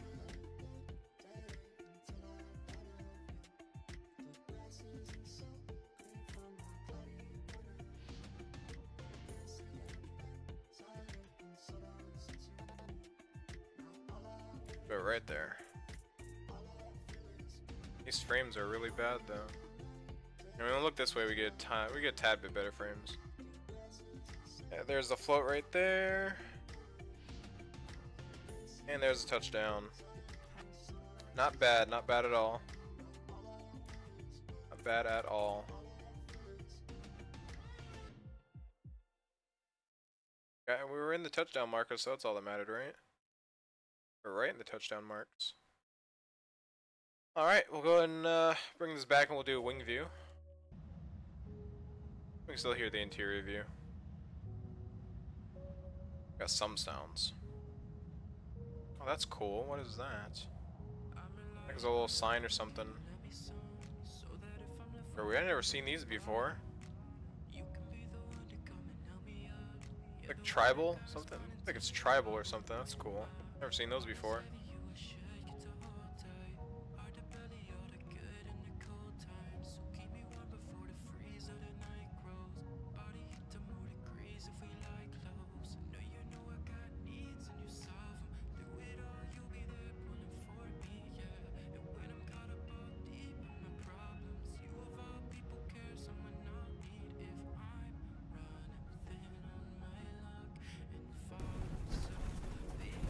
That was good. Oh, we could actually go back in the window. Go and see what the G effects were like.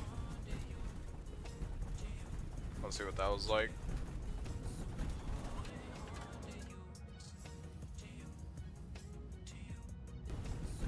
That was good. Alright, watch it from one last view, and then we'll get some things, we'll start doing the, we're getting ready to end the stream. Go from this view here. Watch it from this last view. Watch it from the last outro view, and then we'll be good to go, and then, as always, like I said, that'll be the last X-Plane stream for the next, for this entire month, and then hopefully we'll be able to come back into August and, actually get a stream going.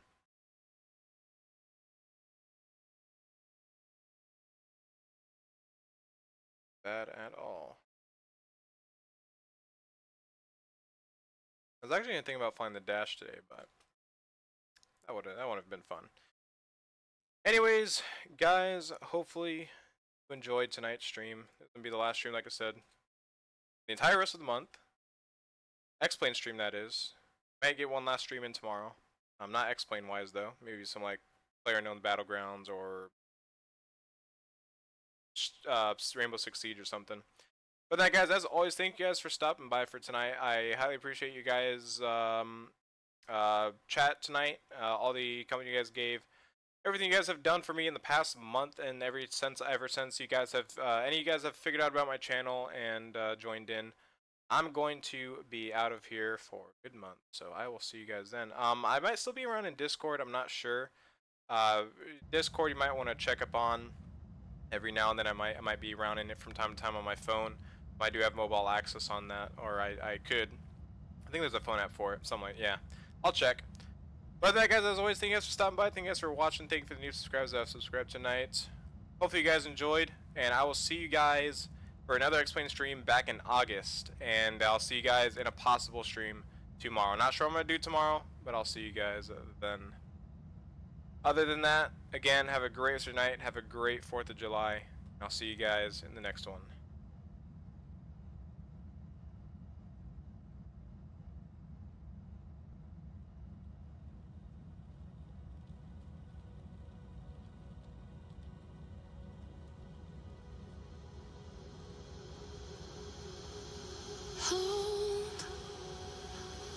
Hold me up and take me in. I'm losing it, lost again. So maybe I fall, maybe I fail, maybe my heart's not made of stone. Maybe you'll see secrets I'd never want to show. But I can't help it, I'm not superhuman, I'm breaking. Don't let me fall apart. I can't help it, I'm not superhuman, I'm breaking. Don't let me fall apart.